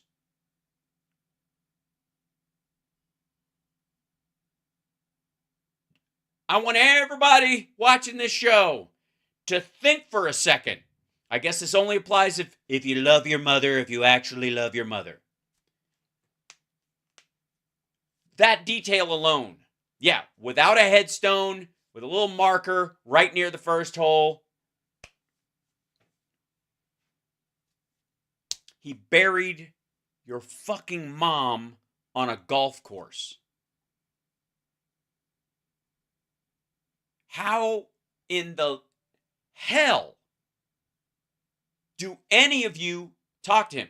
That ain't Tiffany's mom, right? It's not Barron's mom. It's your mother. He buried your fucking mother. I love my dad. We have a great relationship. We've had all the ups and downs of every father-son relationship, but ultimately I have tremendous respect for the man. But if he fucking, and he's been remarried, as has Donald Trump, if my mom passed and he took possession of her body and buried her on his fucking, in his backyard, like, that'd be that. And he never would, because we're not insane. That, I don't know if, like, that never moves out of my head when talking about Eric and Don and Ivanka and Donald Trump Sr. All of that. Here's the thing. And some people are saying, like, she's not even in there. It's the ashes and it's a bunch of documents or money or gold. He's just hiding it there and he has access to it. But maybe that's true. But you let the world think, or your dad did, your father let the world think that he buried your mother on a golf course, and you're going along with it. That was the scam. Let's say it's completely bullshit. Right? It's just like bearer bonds and other shit, gold, fucking evidence, blackmail that he got from Epstein when he was dead. He sent in fucking SEAL Team 6, and they got shit out of Epstein's, like a storage locker, shit like that, right? Copied all of it, put it on microfilm, hid it in that fucking thing so that if he ever needs it, he can, in case of emergency, break coffin, right? And the best plan he could come up with, I'll make everybody think I buried his fucking mother on a golf course. Fuck you. Family meeting. Because I got news for you. If it was my mom, I'd be out there with a fucking shovel. Probably a land mover first, but for the final part of it and stuff, it'd be a bunch of me and my buddies would be like strapped and getting that coffin the fuck out of there. Good Lord. He buried your fucking mom on a golf course. I don't want to hear shit about what he can take and how strong he is, and he just keeps fighting. All of America's onto it. They know what they know what's happening. Yes, he's been a criminal for a long time, and he's gross and like an accused pedophile, and hung out with Jeffrey Epstein for decades, and bragged about grabbing women that against their will without even asking permission or consent in any situation. Thought it was hilarious. Paid off a porn star.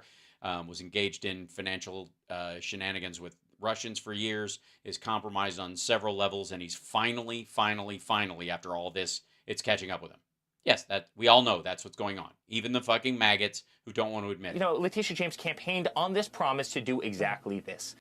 Right, because everybody fucking knew what a criminal your dad was. That's right. Except you, I guess. It's a disgrace to New York State, and I hope the appellate court fixes this problem.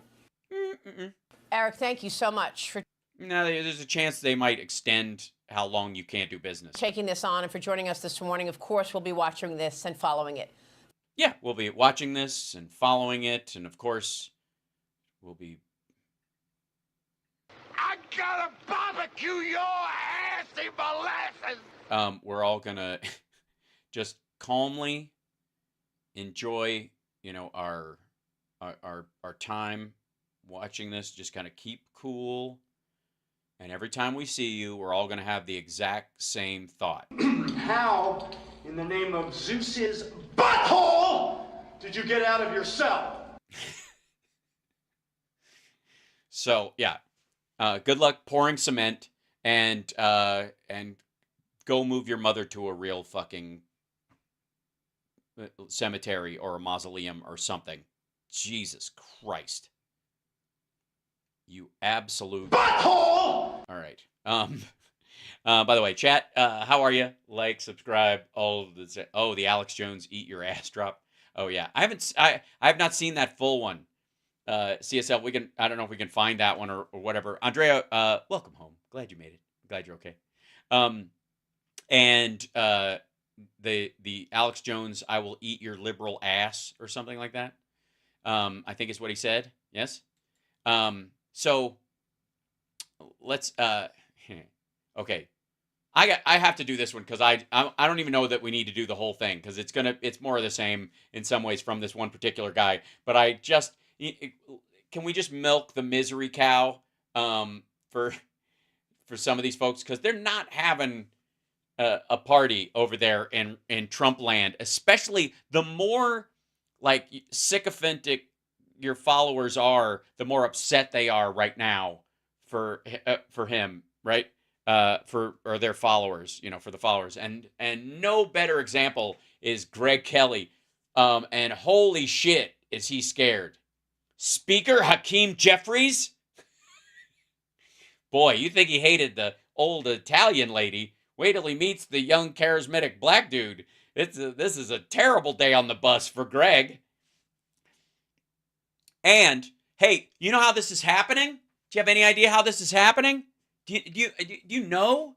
Do you know how this is that we might get closer to this? You know how it's happening according to Greg Kelly? Look at the title of this. Greg Kelly. Democrats are pushing Republicans out of Congress. We're what now? We are. We're pushing them out. They're leaving and retiring, you dumb fuck, because they can't pretend to be in a functioning. How's this our fault? Fix your own shit, dummy. Oh, it's just miserable. Oh, it's so good. Can we? Yeah. Yeah.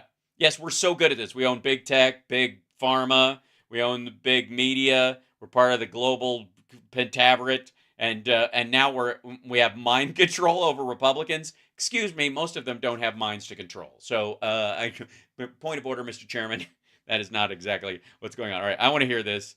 Yeah. Look at this poster we had made up. It's a possibility. It's a. Okay. Why am I already losing it? Hold on. Look at this poster we had made. Okay, first of all, fuckhead, it's a graphic. It's not a poster. It's not. You're not going to tack it to your goddamn wall. What do you mean poster? That's just weird. Look at this poster we had made up. It's a possibility. It's.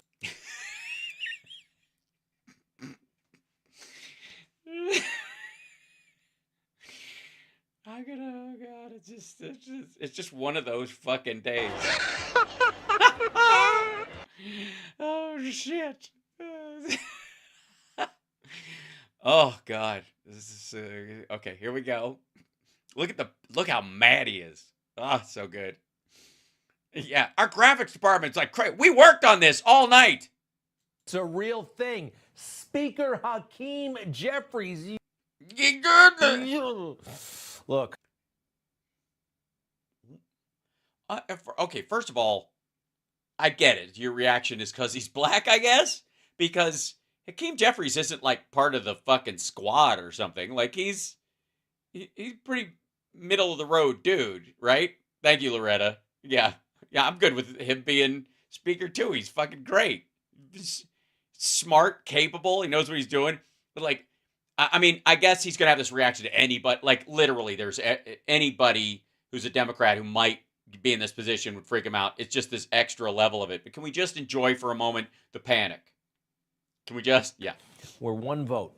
Conservatives have a one vote. Republicans, shouldn't say conservatives because there are a lot of non-conservative Republicans. Yeah, definitely. It's a bunch of fucking namby-pamby fucking socialist rhinos.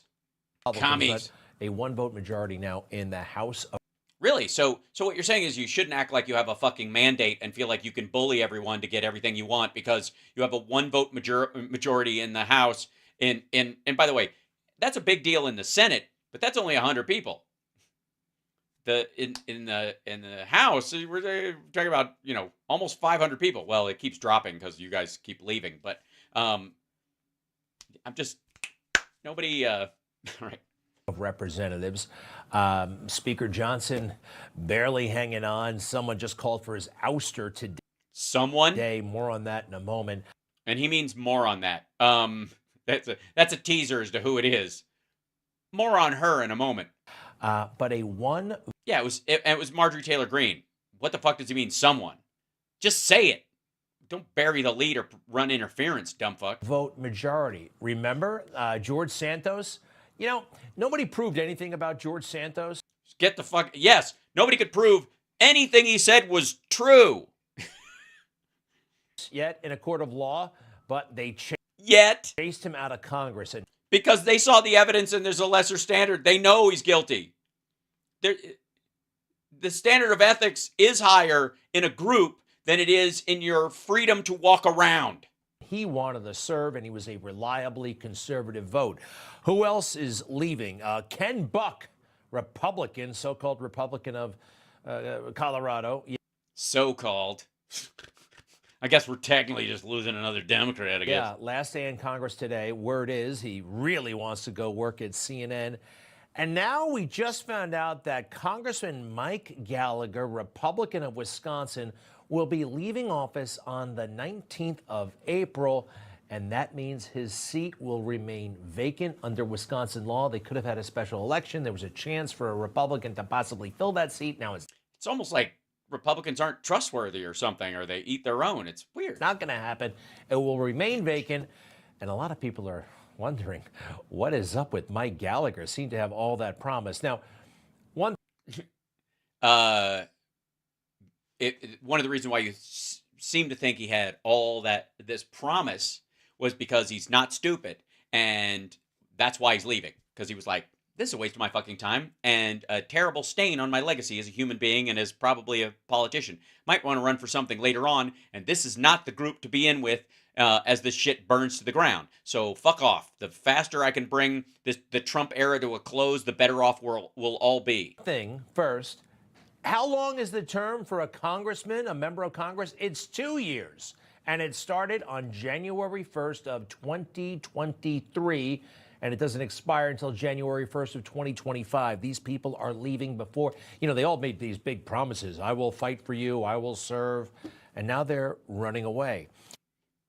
I guess maybe it's just Republicans are just cowardly, shitty people in general. Is that what your point is? I mean, I listen to you. It sounds like they suck. I mean, I don't even know why anybody would want to be a part of the Republican Party. Greg, you're absolutely right. These guys, I mean, I wouldn't trust any of them because every time you turn around, somebody you like is just stabbing you in the back. I think it's just like a Republican thing. You think? That makes Mike Johnson even more vulnerable. Now, to who? I like him. I'm not a member of Congress. I don't know the inner workings of that institution. Yeah, why? How could you? You just report on it all the time as if you do. Haven't we all gotten a master class in this shit? Are you just not bothering? The fuck do you do after your show, Greg? Do you just go like sit in that easy chair you get mad if anybody touches in your office and just drink yourself into a stupor before you take the bus home, you fucking tool? Marjorie Taylor Greene, Republican of Georgia, who I also like, surprised a lot of people when she said this today. She wants Mike Johnson to leave. She feels... Right, but she doesn't want to do anything about it. Betrayed, let down. But not enough to actually bring it to the floor. Today I filed a motion to vacate after Speaker Johnson has betrayed our conference and broken our rules. We were promised regular order. That's what our conference had started out as, with rules. And he broke it by taking a 2-week break to not do the Ukraine funding. He broke regular order to do that so that you guys wouldn't have to give Ukraine support. And that's why you're mad. Because he called recess when you didn't have one, when you had one right around the corner. So you were only back for like 3 days and you had to do a bunch of real business in that time before you went back on the Easter holiday, which is sort of like a mandated holiday, and so adding that extra one to give you the ability to skulk away and let Ukrainians get murdered. He broke regular order in doing that. And you're still mad.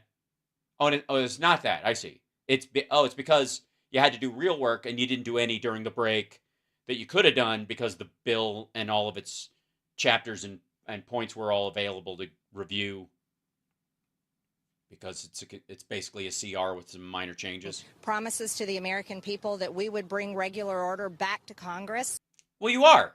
I look, promises made, promises on their way to being kept. Marjorie Taylor Greene, congratulations. You and the other Republicans are on your way to bringing regular order back to the Congress. Of course, it's because a bunch of you are quitting and the Democrats are going to have control of the House. But hey, the Marge works in mysterious ways, okay, people? Okay? I just want y'all to know that, okay? Speaker Johnson has betrayed that by passing 3 CRs. We had one day, basically, to read 1,012 pages.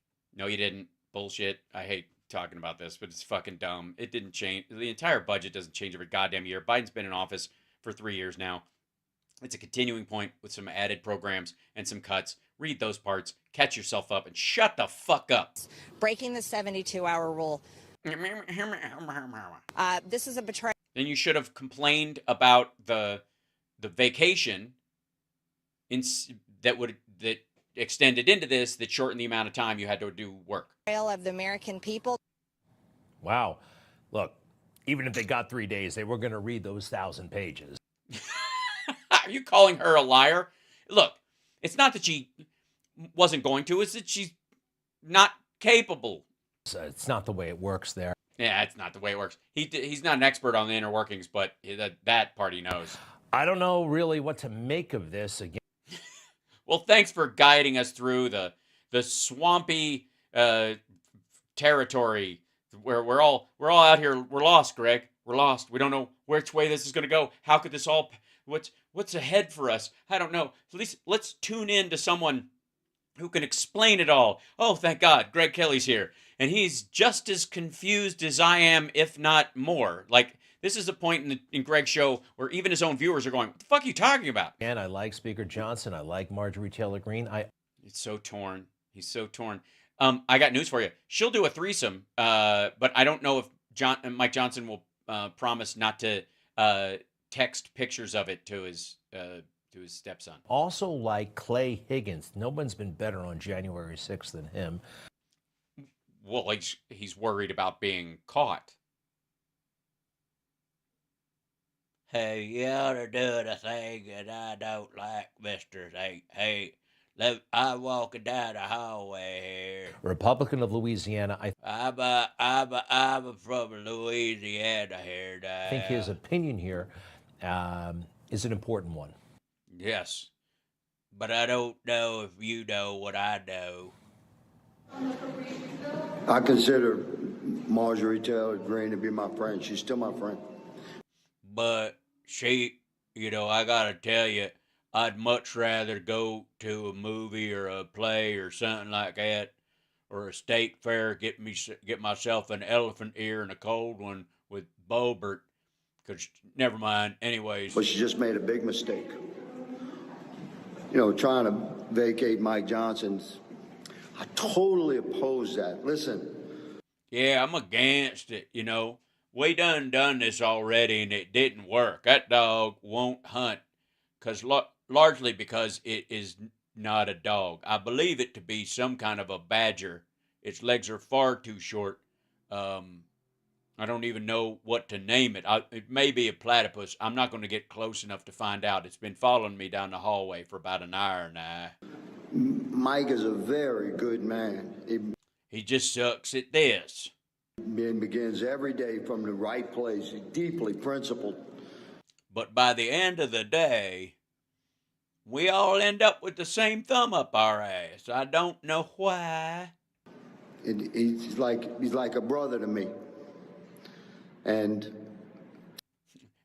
I come from a state where we fuck cousins. So, I'm from Kentucky. I'm allowed to say that, by the way. To think that bitch would dare kicked my brother out of there for just doing what we kicked kicked McCarthy out for doing. Just because he did the same thing we kicked the other guy out for, and I supported that. Why would I support us kicking this guy out for doing what we kicked him out for? Seriously. What in the hell? That one of our Republican colleagues would call for his ouster right now. Oh, right now, right after the bill passed, at the most impotent time, when it doesn't really matter. You know what I mean? Because the bill's just passed. It's really we're just skating through the rest of the fucking year on a legislative level. I mean, it doesn't. If you weren't going to do it before, what the fuck difference does it make? Now it's abhorrent to me. She is abhorrent. Have you been downwind from her? The only thing up is the stank that comes off of that woman. The only thing that hides it is, I think, the smell of cordite. I don't know if she's the bomber, but I'm just saying, I'm part coon dog and I can tell. And I oppose it. I stand with Mike Johnson. All right, that says a lot. Clay Higgins. Yeah, I mean, first of all, he's a man, so AKA real American. I think that's where we ought to be right now. Where we should all be? In what, Louisiana, or in a hall in Congress, or wandering around with our phone in our hand, arguing about somebody. I profoundly support her and everything she does, except this, which I hate, for reasons I cannot quite articulate. I know that rhymed. You're welcome. Just throwing the party into turmoil again. The turmoil. That's the problem I have. You're right. It's the turmoil. Kevin McCarthy thing, and I know Kevin really let us down at times. What an asshole. He quit Congress to go make some big money. Yeah, he didn't want to stick around being treated like shit. I don't know why. What's wrong with Republicans? Why won't they just, after they've been, why don't they have the courage that Ted Cruz has to stick around and make a mockery of their own self-esteem and anyone in their family that's been shit on by these lunatics? Why don't they have the perseverance of Ted Cruz to just stick their head up their own ass and pretend it's a party? Who else is quitting jobs that they are ostensibly serving people, but now they're going to do something else? She didn't quit. She was driven out, fuckwad. Ronna Romney McDaniel, her last day on the job was, I think, this week. Guess where she's going? You think? I don't know, maybe check the calendar? MSNBC. Yep, she's going to work there. How about? Yeah, she'll, as a consultant who never appears on camera, she will make more money than you, Greg.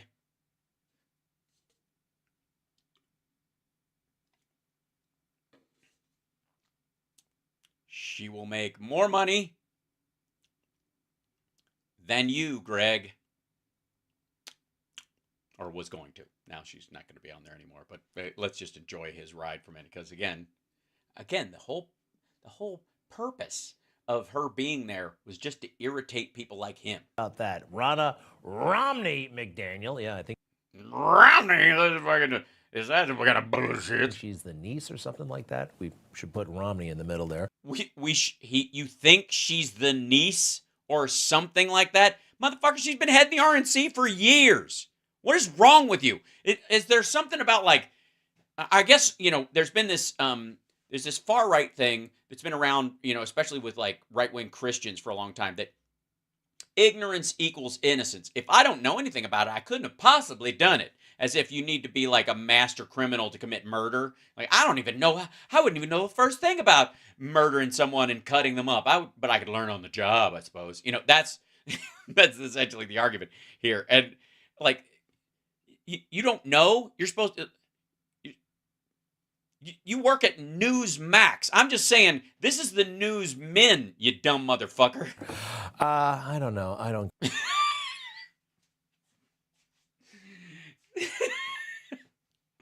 He's such an asshole. What is this? Like, I intentionally do the clips where I haven't watched them ahead of time, for fuck's sake. And so I have an excuse for being surprised when stuff comes up or going, what in the world? But he has a, this is a show. They do it for an hour a night. They have meetings. Presumably they work during the day, right? What the fuck do? You just roll in and just go, do it. I'm fucking still hammered. Like, what kind of anchorman horse shit is this? For fuck's sake. I don't know. What the fuck is going on with this? Get it. This is Senator Robert. Fuck me. Robert Menendez. No one is hounding this guy out of Congress. What are you talking about? Yeah, they are. He's going to serve out. He may even run for re-election and win. By the way, the Republican who is going to run in this step down isn't going to run because they're not going to win. It's going to be a Democratic seat. And David Kim is actually now going to run against him. Where is he? Hold on. Senate. Whoops.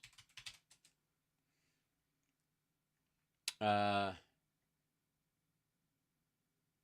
the hell is it? It's in the news. We just came up. Hold on.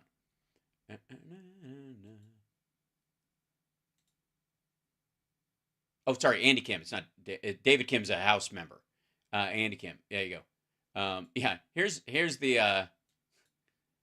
By the way, we have all like. You heard it here. 17th. Bob Menendez got to fucking go. Bye. I don't want him in the fucking Senate. Dude's a total crook. Fuck off, Bob Menendez. 100%. Do not collect $200. Do not pass go. Go straight to jail. Eat shit. Sayonara. No. None of, like, I have not seen a single Democrat that I've spoken to where they're like, we got to save that fucking seat. Because we don't have to. You know why? Because we got a deep fucking bench of non-criminals. What we know about Andy Kim, New Jersey's likely next senator. On Sunday, New Jersey First Lady Tammy Murphy made the surprising decision to suspend her U.S. Senate campaign, clearing the way for Representative Andy Kim to become the Democratic Party nominee and likely the state's next senator. Kim's first announced his bid after Senator Robert Menendez refused to resign following the announcement of federal charges against him. Anyways, Andy Kim, by the way, Andy Kim will win. He's going to be the next senator, more than likely. Absolutely true, and I'm for it. And Bob Menendez can fuck off. Wasn't that easy? Yeah. Shoo. Go away. The reason, and the thing is, like, when it comes to senators, they immediately can appoint somebody in the seat, because the Senate has got very few people in it. So the governor will likely do it, and it's always the party for which the person, represented.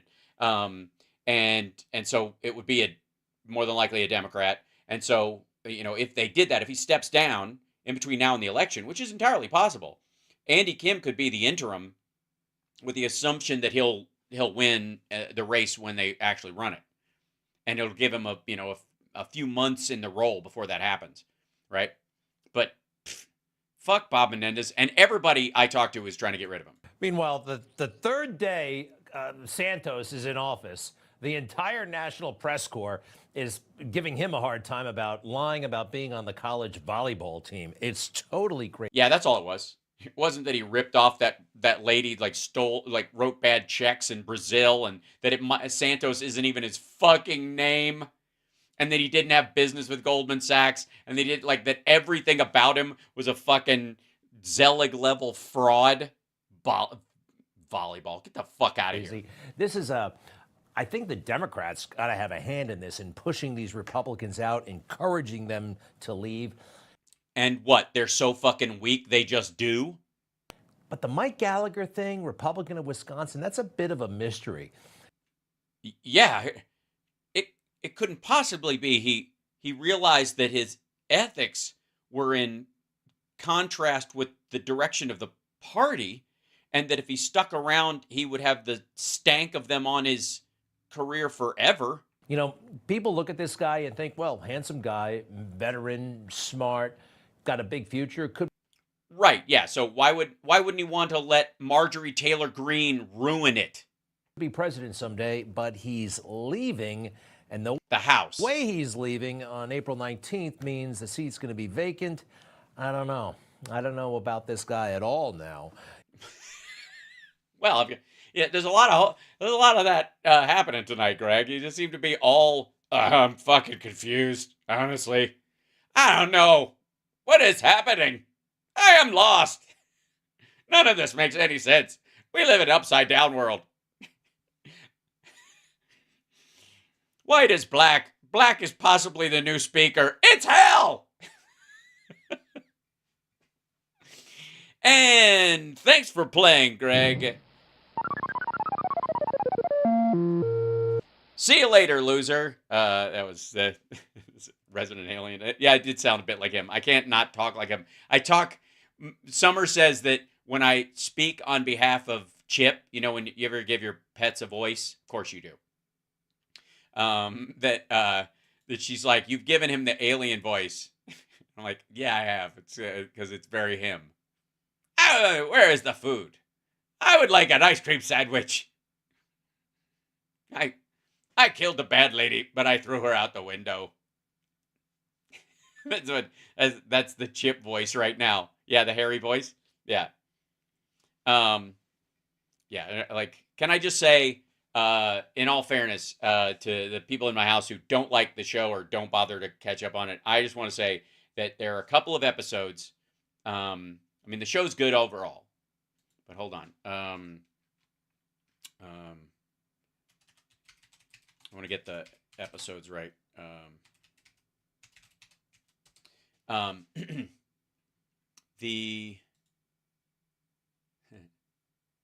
It's got a 97% on Rotten Tomatoes. Good for them.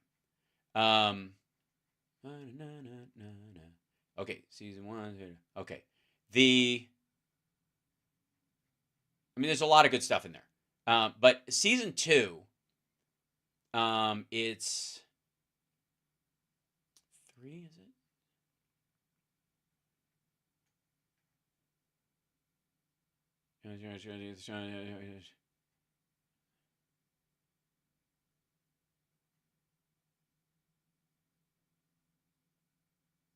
Okay. One is episode 6, which is an alien in New York, which has a lot of cute stuff in it. But there's a subplot with hold on one second. With Corey Reynolds and sorry. Yeah, Elizabeth Bowen. Corey Reynolds is the cop who wants to be called Big Black, which is hilarious. And there's a subplot about his how he ended up in that town and his partner was killed. It's not, I'm not blowing anything for you, but his scene where he comes to terms with the grief about it is just beautiful work on a sci-fi series. To see like that level of acting and commitment and openness and stuff, it's just lovely. And I watched it the other day and I wept like a baby. He was great.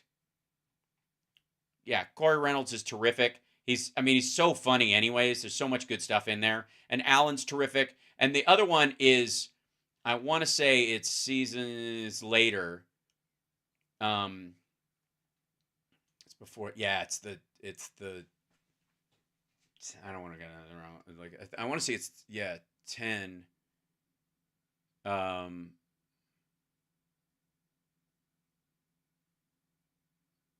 Yeah, I think so. Yeah, I think it's episode 10, Heroes of Patience. There's a scene where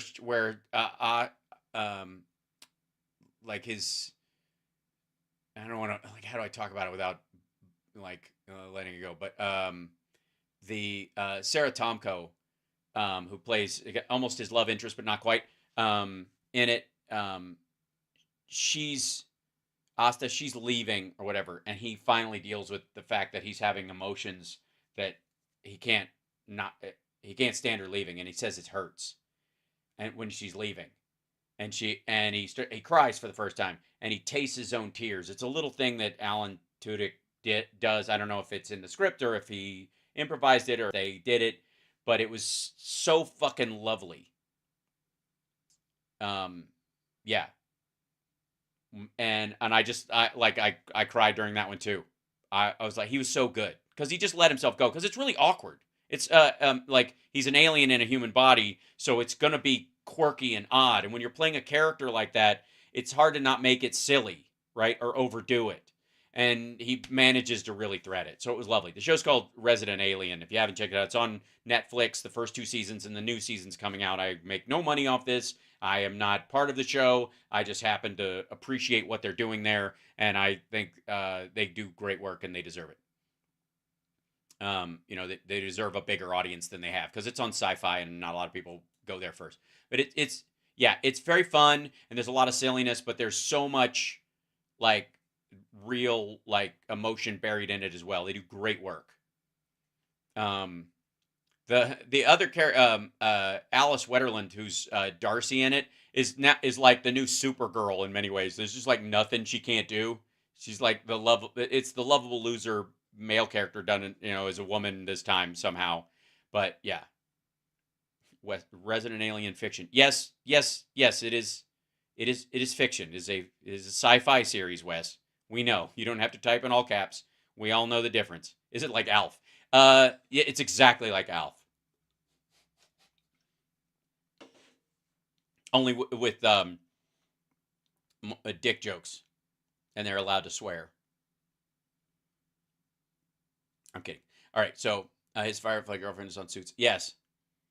It's Farscape and Ensign, right? There you go. Is that on Paramount? I don't know. I don't think so. It's definitely on there. So, anyways, enough of that. Let's jump over to well, this story. Hold on. We did that guy. We did. Oh yeah. So we haven't done this yet. We have to jump over to the direct news, ladies and gentlemen. I present to you Donald Hard Fade Trump, who is with us today. Here I am like an idiot. From the building formerly known as 40 Wall Street, which will now, I guess, be known as the graveyard of Trump Empire. But here you go. This is him, like, having his own little presser. It's 21 minutes? Jesus Christ. He seems happy. Okay, thank you very much. It's a great honor to be with you at 40 Wall Street. Why? Do you think you're getting an award? Jesus Christ. He keeps saying it's a great honor to be in places that he owns. Is that weird to anybody else? And we appreciate you have a lot of press outside, and I think we're going to start before a lot of... Oh, yeah, absolutely. Even outside, it's packed. Hold on, let me turn... I don't know why the volume's low on this, because he's just chatting. They'll turn it up in a second. I don't want to... come in, which frankly always makes me happy. Let's talk before the press gets here, because this is a press event. They're not even there. Asshole, you don't have to take questions. They're not even there to film your fucking statement, right? Isn't that what you want? Oh, God. So, a lot of things happened today. This is all about election interference. This is all Biden-run things. Yeah, okay, that settles it. Biden-run things. And people are like, black suit. Yeah, he is wearing a black suit. Well, it is kind of a funeral. Meaning Biden and his thugs, because I don't know if he knows he's alive. And you know he's alive. Fucking say what you will, but Biden is doing laps on his bicycle in your fucking empty dome. It's a shame. It's a shame. It is a shame. What's happening to our country? This is election. It's not actually happening to our country. It's happening to you. And also, are you pooping? Because it looks. I'm just saying. It looks to me and to most of us like you're pooping. Right? That looks like it left a mark. Interference. They are doing things that have never been done in this. Well, congratulate. Somebody get the Guinness Book people on the phone. They're doing things that have never been country before. Yeah, his lips being really white. I don't get what that is. I feel like they sometimes they do the spray orange on him, and he doesn't. So little makeup tip for those that have had makeup for television shows and the like, and you're like, how in the world would there be like a makeup thing? Let's see. Let me give you an example. It would be an image, and it would be an existing one, and then there'd be here you go, like this one. Like some people wear makeup for a TV show, you know. Like I have. You're welcome.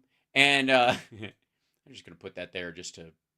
Anytime we get a homophobic asshole in here, I'm just gonna post that one, just to dig on it. Yeah, that's me, by the way. So if you're ever getting makeup done like that, if they're gonna do they're gonna airbrush the makeup. What you're gonna want to do is purse your lips like that. You don't want to squeeze because you'll get wrinkles drawn in, right? Like that. You just want to flatten your lips lightly so they can spray around, and then you just go around, and then when they give you some lip gloss or whatever afterwards, your lips are not the same color as your face. Trump doesn't give a fuck, and then they basically just go, and he's just like, I don't care. And then he licks his lips or something, or wipes his mouth with a fucking napkin, and he looks like some sort of like, I don't know, like a circus peanut in a minstrel show. And like I said, I know a thing or two about makeup.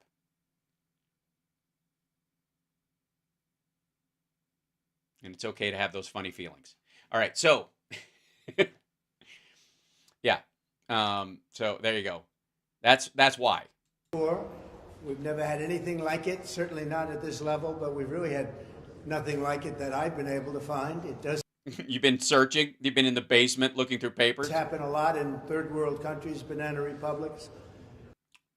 Really? The banana republics have a lot of like ultra-rich millionaires who are able to dodge most of their like the justice to what they've done through statute of limitations. If you look at what we just left, you have a case which they're dying to get this thing started. The judge cannot go faster. He wants to get it started so badly, and there's tremendous corruption. You have Pomerantz, Mark Pomerantz. I'm buying it. I don't know about you. Like you guys are buying it, right? This is the face of a man who could convince me. He was Hillary Clinton's lawyer or Democrat National Committee's lawyer. Something like that. What's the difference? He worked in Paul Weiss. He walked in and He did? Good Lord. What did he do? Install his colon? He worked in Paul Weiss. All right. Took over the district attorney's office. He took it over? Good Lord. Was he armed? Are there hostages? Nobody's ever seen anything like that. Yes, no one comes in and takes over the district attorney's office. Except, was it the John Q. Public? Was that the... No, that was a different thing. To prosecute Trump. And then they wouldn't do what he wanted to do, and he goes out and he writes a book. Oh, my God. Well, end of story, I guess. Long before any decisions were made. He writes a book about it. And the book gets published, and everybody's reading his book. And the judge said there's nothing wrong with that. And if you look at Bragg had a fit over that. Bragg said this trial is now dead. We can't do the trial. Well, that was... Apparently not. One of the problems, and the judge should have allowed that to happen. Uh-huh. And you had other instances like Colangelo. Colangelo right. is a radical... Which, if you never had that before, think it's like ambrosia salad, but with citrus flavored Jell-O and a little orange marzipan, like little, like the mandarin orange chunks, but done candied ones inside or whatever. It's a bit much for me, or whatever. Yeah. Left from the DOJ, who was put into the state, working with Letitia James. Terrible. And then was put into the district attorney's office to run the trial against Trump. And that was done by Biden and his thugs also, because they can't win an election because of the borders, because of energy prices, because of inflation, because of Afghanistan, the worst and most embarrassing day in the history of our country. Not really. You can't win because of Russia, flies. Russia, because of all the... Dude, you can't even get the flies out of 40 Wall Street. Fucking... What the fuck was that? Hold on. I gotta back this shit up. Fucking... Sir, there's nothing there. Inflation, because of Afghanistan, the worst and most embarrassing day in the history of our country. Come on, you can't win Vogue. because of... Sorry. I don't know. Maybe there was something before that that'll tell us. Because of inflation, because of Afghanistan, the worst and most embarrassing day in the history of our country. We can't win because of Russia. I see. That's what it was. I had to turn the mic up so I could tell why he did that. Because of all the problems, because of Ukraine being attacked by Russia, and he can't win because of the October 7th attack of Israel. Oh, so that's the assumption. Is it basically that's what Putin told you? So if anything happens on somebody's watch, they can't get elected. Now, I would like to remind you, 9/11, Bush was reelected. Just saying. Which he should have never allowed to happen. Would have never. How did he? What was he supposed to do? Use Jewish space lasers to blast the little paragliders out of the sky, or happened if I were president? Ukraine. How can you say that? Ukraine would have never been attacked if I was president. Yeah, it just would have been done a lot quicker because you would have made sure NATO was caught on the back foot and we wouldn't have supported them. And you wouldn't have inflation if I was president. Well, that's because the economy would have collapsed. We would have deflation or just quite a stagnation. We didn't have inflation. So all of these things. So what they. Well, saying you didn't have inflation when the entire government of the world, like governments of the world and the economy of the world was shutting down is a little silly, right? What they do election interference, which you... Sorry, I missed it. Did he another moment? And you wouldn't have inflation if I was president. We didn't have inflation. So all of these things. So what they do is they do election interference, which is court cases, and let's try and tie him up, and let's take as much of his money as possible. I respect the appellate division for substantially reducing that ridiculous amount of money that was put on by a corrupt judge.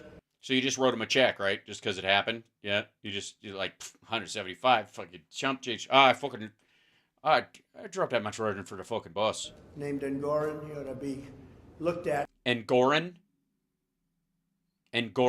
Jesus Christ. Since when are when is he I guess it would be par for the course if he was renaming all of his judges using pronunciation that would fit in all the J.R.R. Tolkien novels. Seriously looked at, especially what he did with valuations. He's the one, he's a fraudulent valuator. He's a what? Hold on. Is that a thing? He's a what? By a corrupt judge named Engoron. He ought to be... Engoron, the stout. Seriously looked at, especially what he did with valuations. He's the one, he's a fraudulent valuator. A fraudulent valuator. Not evaluator, fraudulent valuator. All hail Engoron, the valuator. Fraudulent, kill him. Where he values Mar-a-Lago at $18 million, and people say it's worth 50 to 100 times that much. The big. And by people, I mean me. No one else says that, or I'd be able to get a loan on it, I guess, pretty easily. Biggest experts in the business. Oh yeah? What experts would those be? By the way, no, you're not allowed to use Jeffrey Epstein because he can't speak for himself anymore. Something happened to him. I don't remember who was president when it happened, but I don't know. At some point, we have to, I don't know if, obviously it's a shame he couldn't be here to support what you're saying, because he was obviously around during a lot of the loans you got from from Deutsche Bank, and he knew those guys personally, and he probably could speak. He could have been a witness at your trial, maybe even, if possibly. So he ought to be looked at, and James ought to be looked at, because she tried to get him. She's like the puppet master of the judge. And I thought, but wouldn't Biden be the puppet master? Wouldn't she be secondary? Isn't she just one of the strings, I guess? I'm just saying this analogy is falling apart. Our state, this state, is losing tremendous prestige.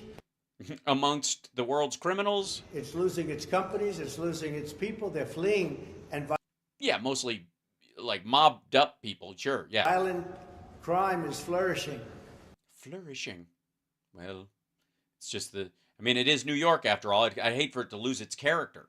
And we can't have that. No. We can't have that. No. No city should have that. Yes, no city should have that. Which is what? All the criminals, the financial criminals leaving? And it's happening in other cities, but not with the lawfare.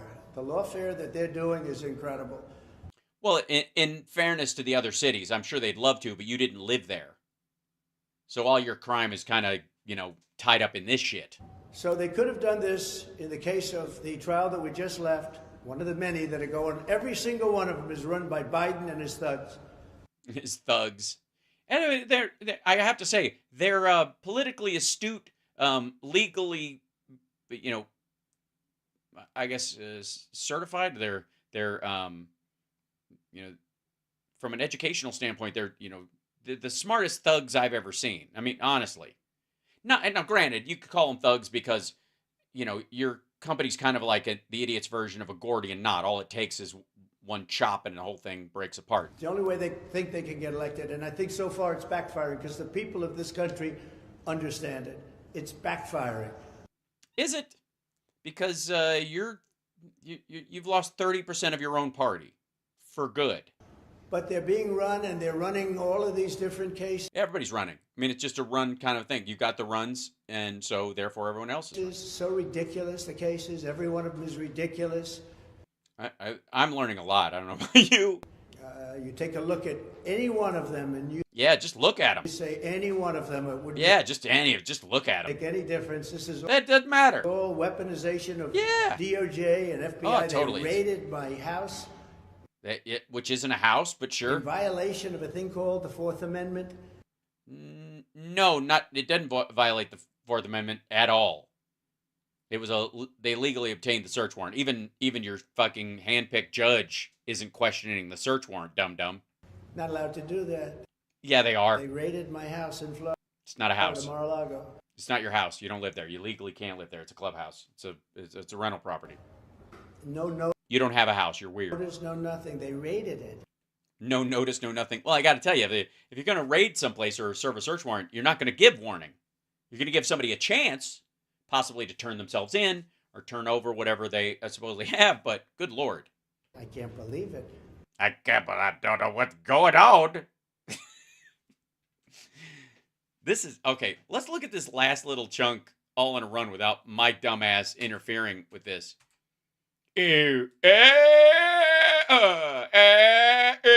Sorry. This is listen to this. This is fucking weird. Weirder than normal.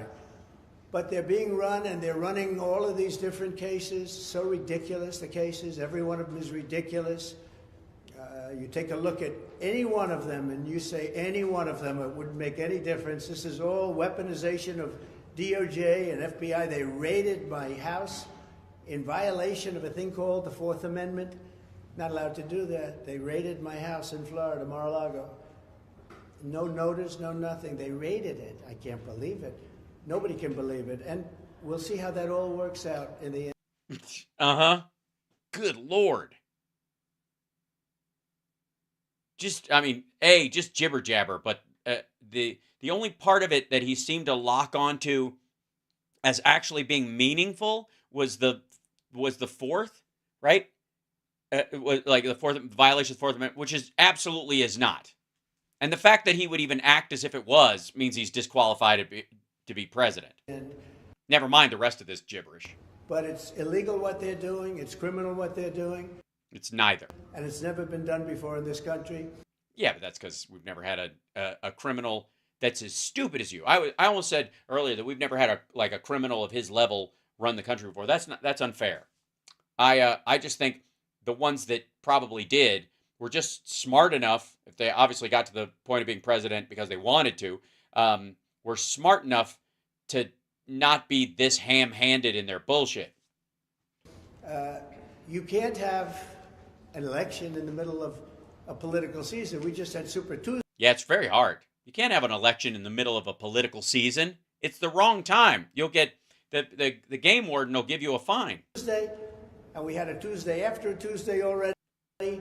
That's true. We did have a Tuesday after the Tuesday. That's the thing about Tuesdays. They always seem to follow other Tuesdays. When are we really going to have a 2 for Tuesday? What the fuck is he talking about? Listen to this. You can't have an election in the middle of a political season. We just had Super Tuesday, and we had a Tuesday after a Tuesday already. And we had Louisiana the other day, a couple of days ago, and we won in a record number, the highest. We had a Tuesday after a Tuesday. Oh. How do you know? I mean, maybe the Tuesday you're in is blocking the other Tuesday that's been there the whole time. What the fuck? Best number ever recorded. But we're in the middle of an. No, it wasn't. By the way, everybody who ran unopposed wins at 100%. They didn't have to run. They didn't have to have anybody running against them. And you lost to people who had already dropped out. You lost votes to people who had already dropped out. For fuck's sake. Election right now, and we're fighting. Oh yeah, sorry. I should have warned everybody. That's my bad. Can I? Where is it? There it is. Real quick. Sorry about this. In case you're just joining us, I should have mentioned this earlier. Viewer discretion is advised. The lighting in this is forgiving because it's dark and underneath it's getting mostly the top of his head. So I think we're okay or whatever. But just in case any of you needs a warning, I don't want everybody because the idea of you guys waking up in a cold sweat, it's not my idea of quality programming. Okay. Crooked Joe Biden, who's the worst president in the history of our country by far, who's let this country go to hell. The boy. Is it though? You walked over. I'm just saying. How were you not murdered on the way over and robbed and had your corpse desecrated and also were I don't know what else could happen to you. You were shoplifted. They shoplifted from you. There's millions and millions of people coming in from prisons, from mental institutions. They're terrorists. Many people coming in from prisons. But enough about your legal staff. Prisons and mental institutions. Think of it. And terrorists are coming into our country. And this guy's just letting them come in by the millions. I think we have 15 million people already. All of them terrorists to the person. Yeah. You think so? Based on what number? People don't say that. I say it. Yeah, I know. Because everyone else actually wants a real number so they don't seem like an asshole later. You don't care. And I'll bet I'm right, too. Good. Here's a good idea. You know what you should do? Bet $100 million and give them 4-1. Maybe you could pay off your debt.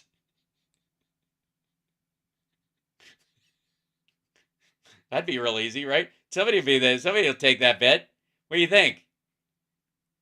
I mean, they're going to have to, but obviously the collection process would be a lot more painful. So we're going through this weaponization of our government to try and knock out somebody's political opponent. Somebody, we don't know. And so far, based on the polls, it's not working at all. The people understand it. We have a man who just ruled he'd like the trial to start in 21 days or something. Mm-hmm. And I don't know how you can have a trial that's going on right in the middle of an election. Not fair. I don't know. I thought you had the biggest political movement and that you were more popular than ever. Why do you even have to campaign? Who gives a shit if you have to pay money? You've got a lot of money, right?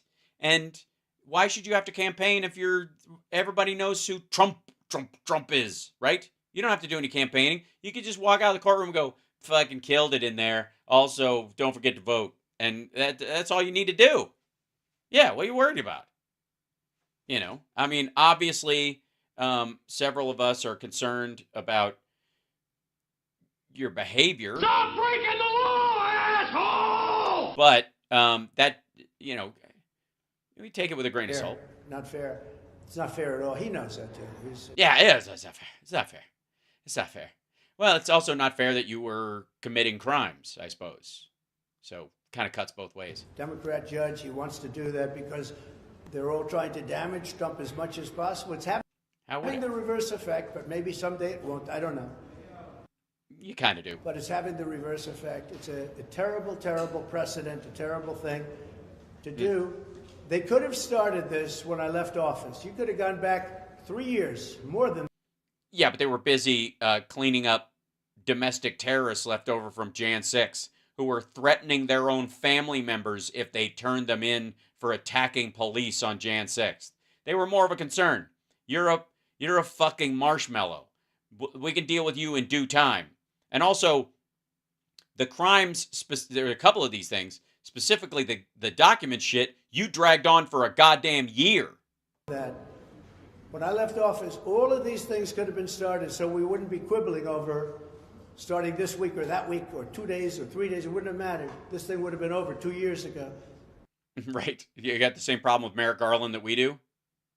Yeah, like President, keep yapping, man.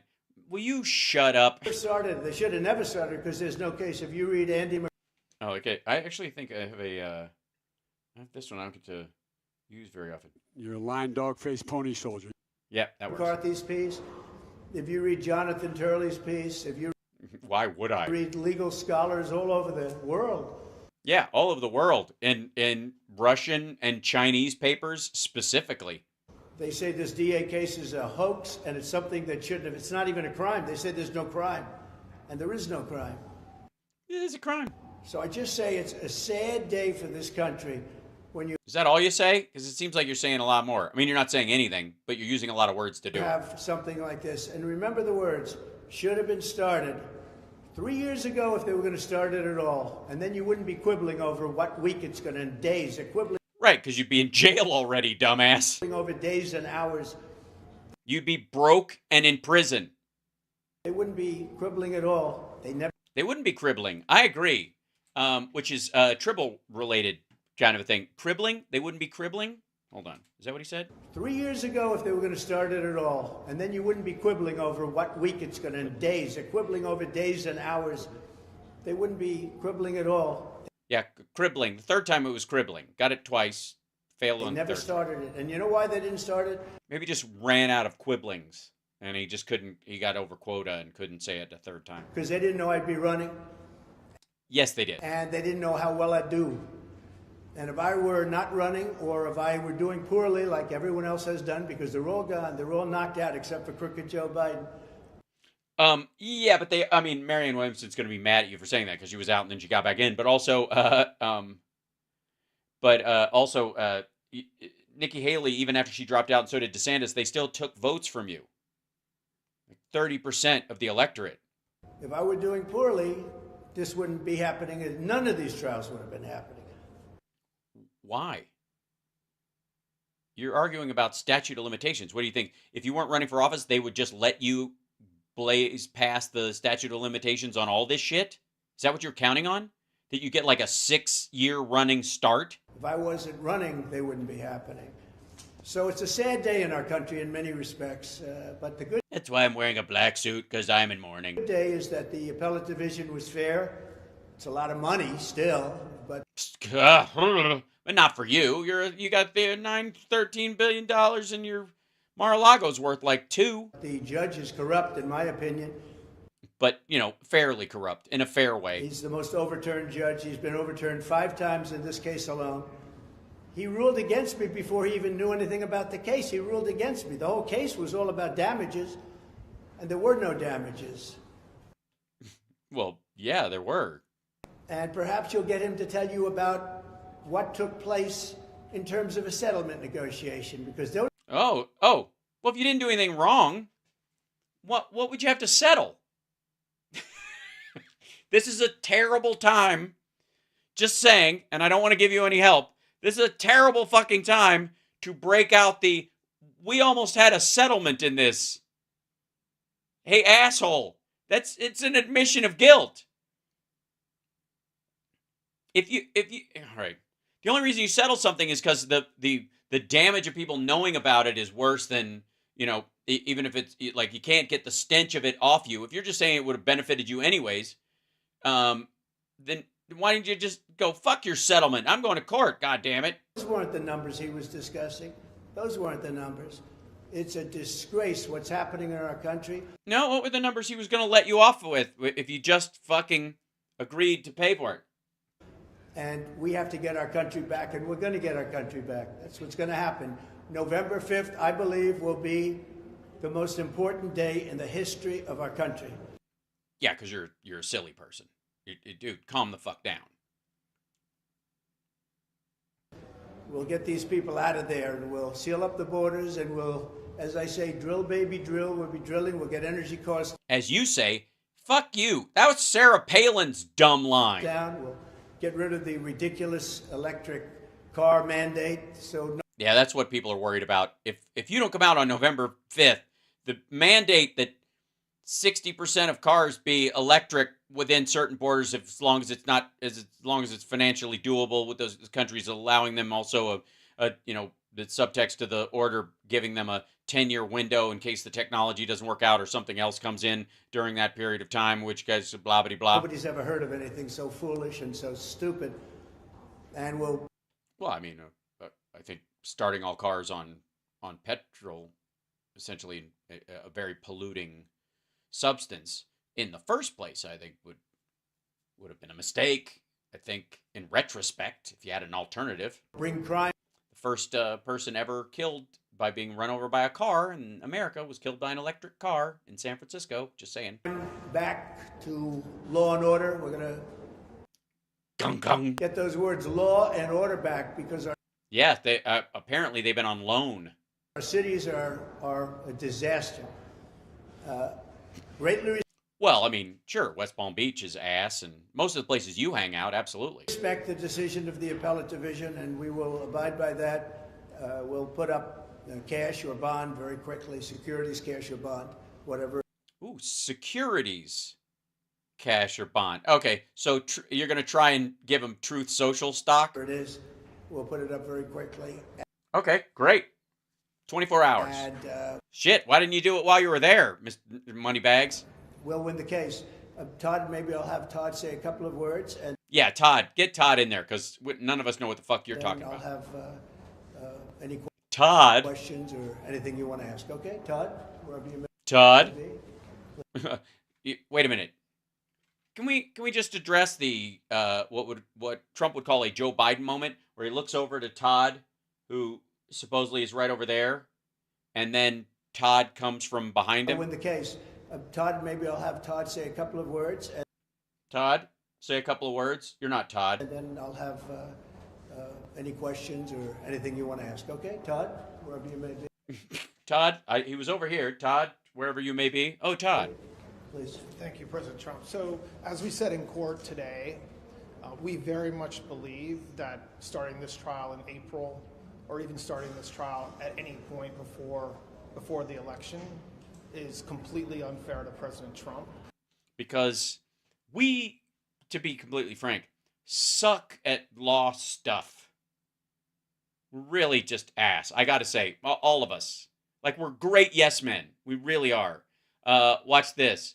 To ask me anything. Kiss my ass. Yes. Would gladly do it as soon as the people leave. No, now. All right. Give me 1 second. And we're great at it. But when it comes to the whole law stuff, it's and this is going to shock you. We're worse than Alina Habba. So no matter how much time you give us, we're kind of fucked. I don't understand any of what he's talking about, and he insists on backseat defending himself. And I think we're screwed, personally. This is bad.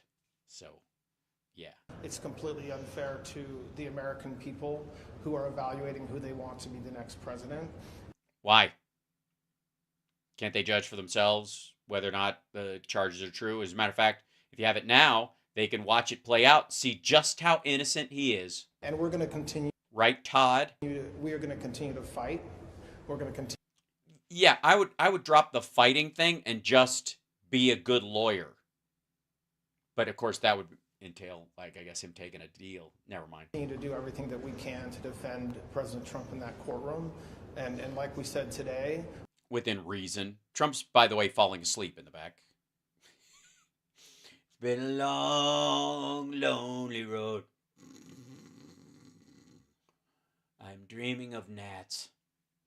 We believe that we have a tremendous amount of information. He looks happy, though. Now in our hands to help us do that. And in any event, we certainly feel as if the date that Judge Merchan held today, April 15th, is not a date we should go to trial, and we're going to continue to fight. And if you read the Andy McCarthy article... Why would I read an article by Andrew McCarthy? I loved him in the Brat Pack, but... Or Jonathan Turley, or... Yeah, and I'm not going to... He's been kissing your ass for some ungodly reason for years now. Many of the legals, I think almost every single one of them. Yeah, most of the legals, the what are those guys? The Free health care for illegal, yeah, look. Illegals? Yeah, look. Yeah. That's not even a crime. We're being tried for something that's not even a crime. They say at most it's a misdemeanor, but there's no misdemeanor either. Well, then make that, I guess you'll have a great day in court then. I'd do it sooner then. So we have violent criminals that are murdering people, killing people. We have drug dealers all over the place, and they go free and they can do whatever they want. But no, not really. They go after. By the way, you're free. You can go wherever you want. Trump, well, there's not even a crime. And did you see the number of people were there? Oh my God. You had Colangelo, and behind him, and remember this, Colangelo was a DOJ guy. He's a Biden DOJ guy. So? Why is he in the Manhattan DA's office trying the case? That in itself is a conflict. He's in the Why? Manhattan DA's office trying the case. I mean, that's called a conflict. That's called a conflict. He's not making the judgment. He's arguing the case. That you do realize that this is not a conflict. It makes total sense. And it doesn't guarantee he's going to win, you whingy little turd. And then remember what I told you also, Mark Pomerantz. Why do I care? When Bragg heard about it. Did you do it or didn't you do it? Nobody gives a shit. I don't care about the other team, you dumb motherfucker. Can you play ball? He went openly hostile. He said, that's one of the worst things I've heard. And you all covered that. Then all of a sudden, time goes by. You know, the great healer is time. Is it? Time goes by and... Time stands still. I'm Trump looking back and I want to shit my diaper now. Time! All of a sudden, they forget that. But, well, the wound healed. So we all, it was a dark time. We all feel better. But that's a terrible thing. Colangelo and Pomerantz, terrible thing. Yeah, you never mix those two. It's Pomerantz then Colangelo. Otherwise, you'll get an upset stomach. It's something like Colangelo before Pomerantz. You'll do the full diaper dance. Pomerantz before Colangelo. Your chunks you'll have to get ready to blow. Something like that. I mean, I don't drink, so I don't really know the whole. And the judge didn't want to rule on that. He said everything was fine, that what they did was fine. I don't think it's fine when they take a Hillary Clinton lawyer and put him in to prosecute me. Why? You think she's like, wait a minute. She hires capable people, unlike the dumbasses I have. I don't think that's fine. I think it's very bad. And he does it on the House. He does it without fee. I don't want any fee. I don't want any fee. Well, that might be one of the reasons. Save the taxpayer some money. Our country has gone down a long way. Cliff, would you like to say something? Cliff, say something about, but don't charge me for this. Cliff's going to fucking I'm going to have to pay for whatever Cliff says. Fuck. Just simply, we're gratified by the appellate division's decision today, which shows that there still is a rule of law in New York, and that the... Yeah, so everybody don't move out. Everything's fine. He's a particular kind of an asshole, so don't worry about it. Appellate division is following it. Thank you, sir. You're supposed to say a lot more. I'm paying you by the hour, but that means once you say something, motherfucker got me again. He says 2 seconds is an hour's worth of pay. And he doesn't have to shit. 3 sentences. I gotta pay this motherfucker another $525. Well, I shouldn't have a trial. This is not a trial. Who gives a shit? That's not our question, stupid. This is not an act of criminality. That's a thing. Yeah. Yeah, that little statement just cost him $5,000. Those two guys talking. I don't know if we're having one. We're going to be appealing right now. I can tell you that. We did nothing wrong, just like I did nothing wrong in the other case. Yeah, in every case. I didn't do anything wrong. It was a perfect phone call, and I never, everybody who's ever found me guilty of anything is clearly in the tank for somebody else. I don't do wrong things. Don't believe me? Ask Christians. My statements, my financial statements were conservative. They were low, not high. And they were bullshit, and I said so. I mean, he valued Mar-a-Lago at a tiny fraction of what it is. He's the fraud. Then he created a fraud in order to help his narrative and her narrative. And by the way, he took Trump's valuation, what it would cost to sell it right now, because that's partly what goes into whether or not, again, you can have shitty investments. What we could liquidate it for, if the state sees that what they could liquidate it for under its current limitations and who they could sell it to is whatever he listed it at. So that's why it's $18 million. Because he does whatever she wants. And the judge is really, what he's done is fraudulent. He made Mar-a-Lago, you know it very well, Maggie. He made Haberman's there. Mar-a-Lago into $18 million. I had many offers. They said, I'll give you 19. Okay? You could take half of the living room is worth more than that. So it's half of the living room. Mm-hmm. It's worth anywhere from 50 to 100 times that amount. No, not even close to 50 to 100 times that. No, not even. I would go with 30 times max.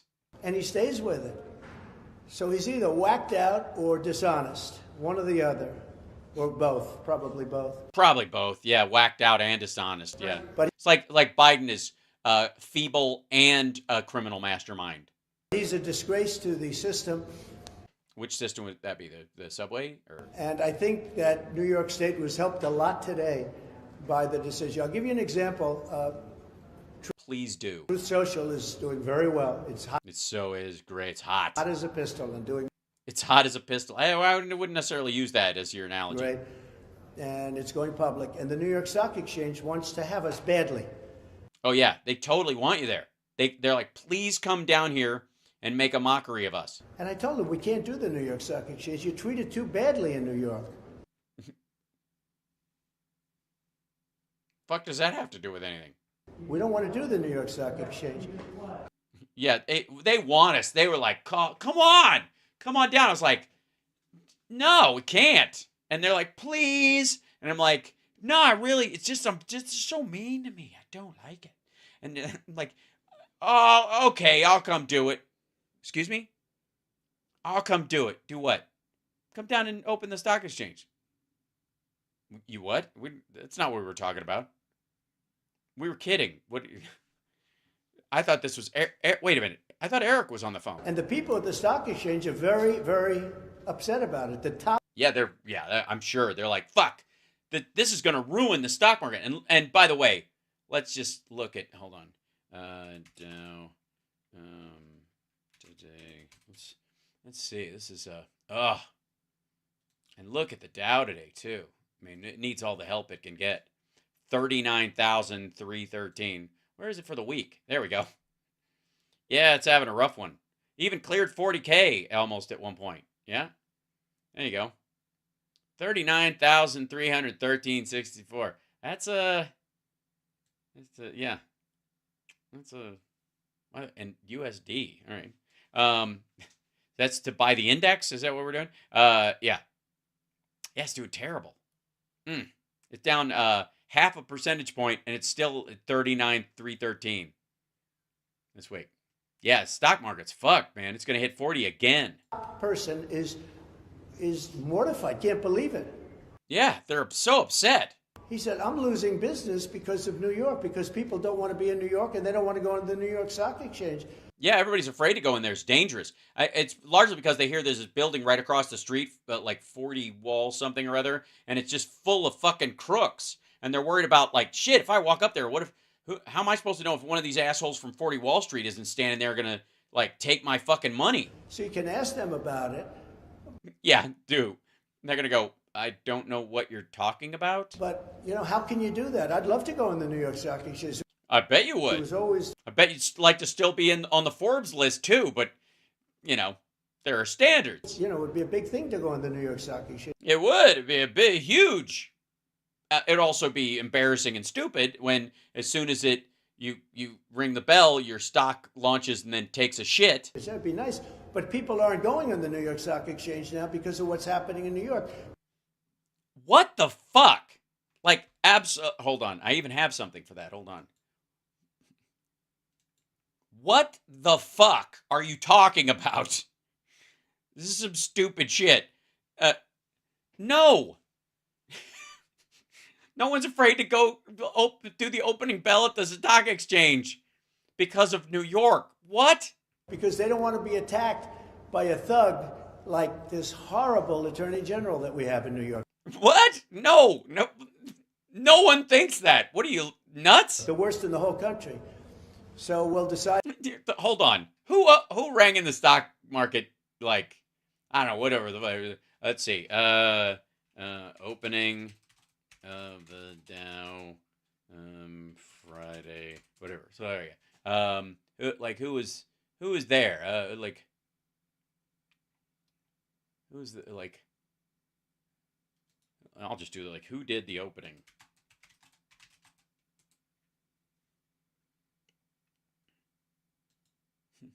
What's today? U.S. stock futures rose slightly in the news today. And then, okay, where is it? I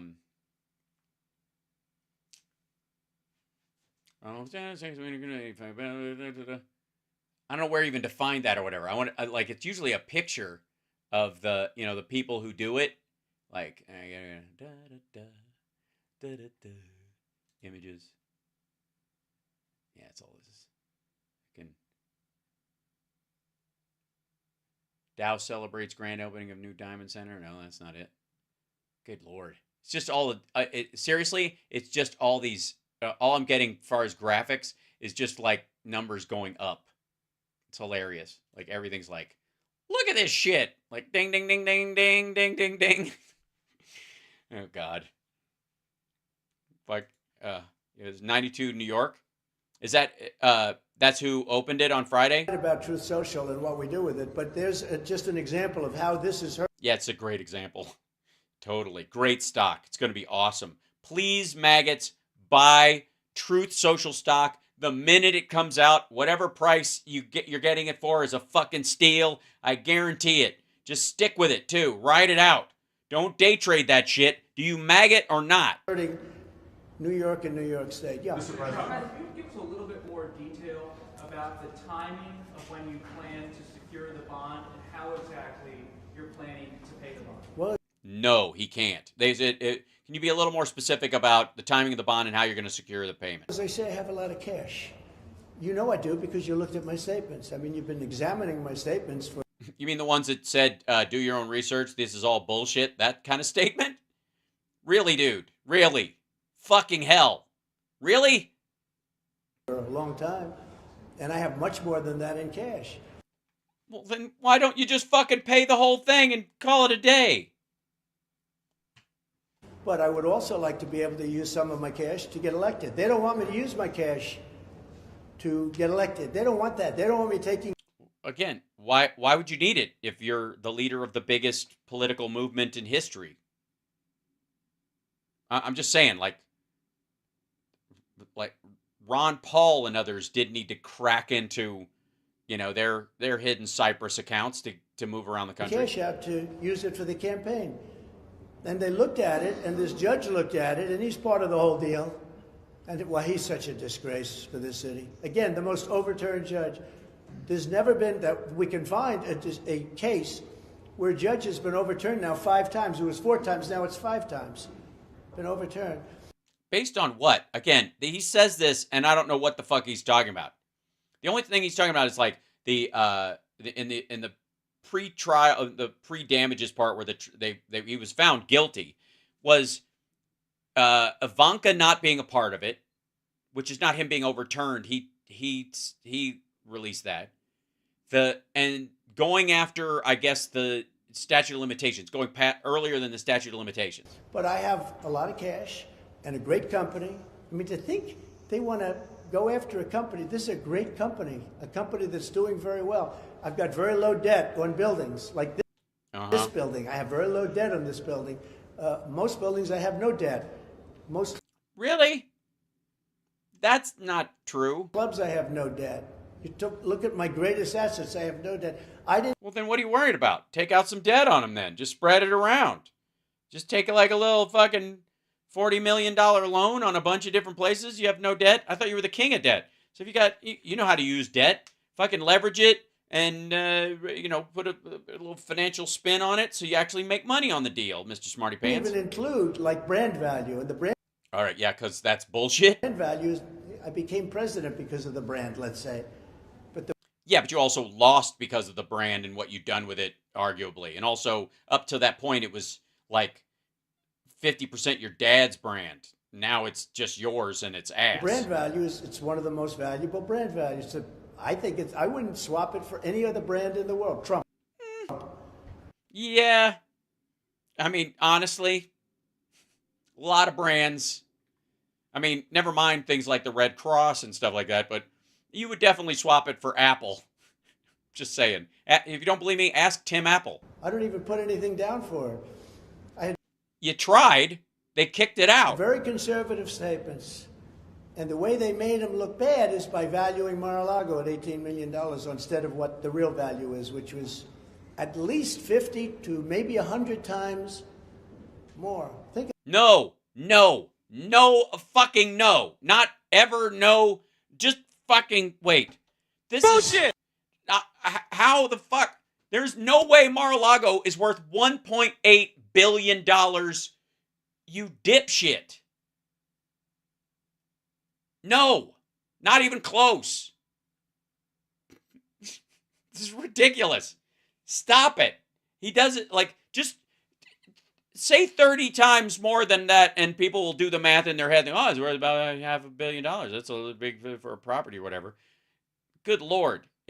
It's not worth $1.8 billion. You're insane. That's just ridiculous. This is the fraud. They're creating a fraud, and they're hurting the state so badly. And no, they're really not. And I can't go into the New York Stock Exchange because I can't do business, because I don't want to do, not because I can't, because I don't want to do business in New York. You're not doing business in New York. It would be to open it's just an appearance. What do they pay you? You know what I bet that is? I bet that the stock exchange will sometimes extend like money to some people and go, hey, there's a premium if you want to come down and do this because you're a big stock and we like pushing that a little bit. So we'll toss you $1,000 to come down here. But they're like, yeah, you can't do business in New York. So legally right now, so you can't do it. We can't pay you the little fee. And the people at the New York... Or more to the point, to publicize your IPO, you can pay the stock exchange to show up, but he doesn't have the fucking money and can't do business in New York right now. New York Stock Exchange, I can tell you right now, and they're very fine people. They're not happy. Yeah, you were going to say something. Mr. President, you were gonna say something, Todd. You mentioned the cash you have. You said on Friday it's something like $500 million. You intended to put some of that into the campaign. Now that the bond's been reduced, are you going to start putting money into your campaign? Yeah. You haven't done that since 2016. Well, first of all, it's none of your business. I mean, frankly, but I might do that. I have the option. Listen to him.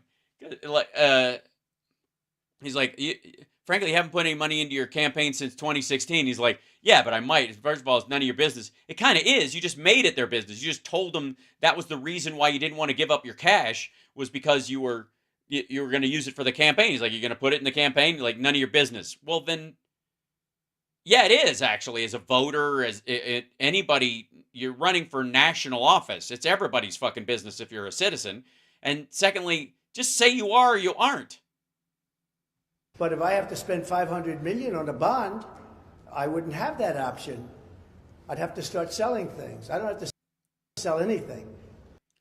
Why would you have to sell? You mean sell things to run your campaign? Again, why can't you raise fucking money? And also, can I just say, this barely looks like him. I mean, I'm sure part of it's lighting, and he's lost a bunch of weight all of a sudden. Everybody's saying it's Ozempic. Maybe it's stress. Maybe it's both. But he doesn't even look like Trump right now. He looks like shit. Is it just me? He looks withered. Yeah, and the white mouth does not help. Because it's a phenomenal company. Look, I built a phenomenal company. Someday they'll actually report that. I built a phenomenal company that's very low leverage, unbelievably low leverage, with a lot of cash, a lot of everything else. A lot of cash, a lot of everything else, but I can't get a fucking bond because nobody trusts me and everybody's seen my books, and I also would bankrupt a fucking casino along the way. Why should I let a crooked judge make a decision to give $450 million that allows me to spend very little money on my campaign if I so choose? I'll be spending if I so choose any money on my campaign. Oh, yeah? I might spend a lot of money on my probably not campaign. Yeah, if you do, it'll come from the RNC. But I should have that option. A crooked judge shouldn't say, we're going to have you post a bond and take all of that money that I could be spending on a campaign. Or yeah, it doesn't make any fucking difference, buddy. That doesn't matter. You don't get, again, this goes to the whole point of like, imagine, it looks like meth mouth. You might be right. This is the equivalent of like somebody gets pulled over by the fucking cops, and as the cops walking up to your window, you know, you can't ask me anything. Why not? Because I've decided to run for mayor. What? Yeah, I'm in the middle of a mayoral campaign. You can't even give me a speeding ticket, and it's none of your fucking business. Go away. No, because I can't pay a ticket. I've got to use that money for the speeding ticket on my campaign. You're interfering with my ability to campaign. When did you file? I'm gonna file, maybe, if I want to. That's what this is. What the fuck kind of precedent would this be? The judge can't work in, well, like, whether you're running for office or not.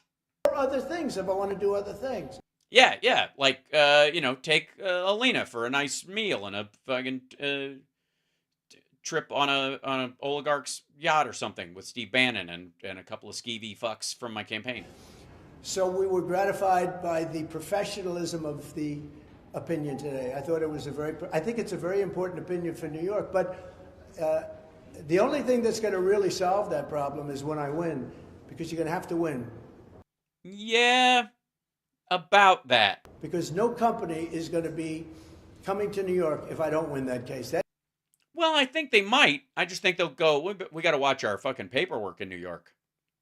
Because if we try that whole tell the IRS our buildings are worth nothing and tell the banks they're worth 50 times what they are and have more floors than they actually do, we're going to be in big trouble. And everybody else at the business is going to go, we do software. Good point. I think we'll be all right. That case is a scam, it's a sham, and it's a hoax. All three things? Would you ever accept money from a foreign government to pay the bond or their fines or? No, I don't do that. I think you'd be allowed to, possibly. I don't do that. Doesn't mean he's not going to do that. I should be allowed to if I wanted to. If somebody wants to, oops, is right. Fuck me. Run that back. Just say, no, I don't need to do that. I wouldn't do that, and it would be wrong. How does this work? Would you ever accept money from a foreign government to pay the bond or their fines or? No, I don't do that. I think you'd be allowed to, possibly. I don't know. I mean, if you go borrow from a big bank, many of the banks are outside of this. As you know, the biggest banks, frankly, are outside of our country. Not really, but what he means is Deutsche Bank. So you could do that, but I don't need to borrow money. I have a lot of also, no, foreign government, she said. Money. I built a great company, but I don't want to have a crooked judge named Engoron and a crooked, horrible. Engoron? The fraud, the valuator. The worst, I would say without question, Attorney General in the country. The most obnoxious. If you took the 5 worst attorney generals in the history of New York, they would not do the damage that she has done to me. Obnoxious and the worst attorney general in the whole country. And she did it for political reasons. Go back and take a look at her ads. We will stop Trump. She knows nothing about me. I never heard of her. She was advertising and she took it. Did somebody just throw a baby down a elevator shaft in the building? What the fuck was that? Country. And she did it for political reasons. Go back and take a look at her ads. We will stop Trump. She knows nothing about me. I never heard of her. She was advertising. What the fuck? And she took ads. Get that parrot out of here. Saying, we will stop Trump. We will stop him. Vicious. I said, boy, that's a bad one. Then I looked, she got elected. But then she tried. That's a bad one. Nobody's going to like that. What, she won? Everybody here hates me. We got to move to Florida before, you know, if they let Matt Gaetz get away with all that shit, we'll be totally safe. To do it with the governor, and it didn't work. She went after the current governor, who's much more talented than she is. She went after the current governor. She was very nasty, and she polled at about 3%. She polled at nothing, and after 6 weeks or 7 weeks, she pulled out of the race. She ran for governor, you know, on what? Wait a minute. Okay, he's saying He's talking about Cuomo, saying Cuomo is the current governor. I think that's, yeah. Back the fuck up. The worst attorney general in the whole country. And she did it for political reasons. Go back and take a look at her ads. We will stop Trump. She knows nothing about me. I never heard of her. She was advertising. Right. That was a screaming goat, you think, VJ Kodak? And she took ads in saying, we will stop Trump. We will stop him, stop him. Vicious. I said, boy, that's a bad one. Then I looked, she got elected. But then she tried to do it with the governor. And it didn't work. She went after the current governor. No. Who's much more talented than she is. That's very nice, but still no. She went after the current governor. She was very nasty. No, wasn't the current. That's not the current governor. And she polled at about 3%. She polled at nothing, and after 6 weeks or 7 weeks, she pulled out of the race. She ran for governor, you know, on what she was doing to me. She thought that would work. It didn't work. Yeah, she did not run against Holcomb. I just think that it's very important that Cuomo be governor again. Of course, when I say current, I'm being sarcastic. You know, this is a time when businesses have a choice to go to a lot of places, including other countries. They don't have to stay in our country. But that's the kind of thing you want to hear from a candidate. They can certainly go also to a lot of other states. A lot of people going to Texas, Florida, Tennessee, Delaware, North Carolina, a lot of South Carolina. A lot of South Carolina, a lot of, especially their chemical companies, but they've always been there. And you have a lot of competition. You shouldn't be persecuting people that have done a great job. They're not. They're just trying you for the crimes you've committed. You're not being persecuted, and you haven't done a great job. Paid $300 million approximately over the years in taxes here. Uh-huh. Have you now? $300 million. That's a lot of money. Yeah, but over decades and decades, that's like a pittance of what has allegedly gone through your coffers. And you're going to lose those people that pay all that money. No, I don't think you are. I think they're just going to go work for somebody else. And you're not even going to have a state anymore. They just... Yeah, it's going to turn into a commonwealth. And how gay and communist and Marxist is that? I mean, blech. Won't be able to do it. You'll not be able to. You won't even have it will be New York. Blah. Nobody will even know what it is. No borders. No nothing. Back to the trial here in 3 weeks. Do you plan to testify? And are you concerned? The which hearing? The trial here. I don't know that you're going to have the trial. I don't know how you can have a trial like this in the middle of an election, a presidential election. I don't know, because you committed a crime, and this is when the trial happened. What the fuck does that have to do with anything? And this is a Biden trial. These are all Biden trials. Well,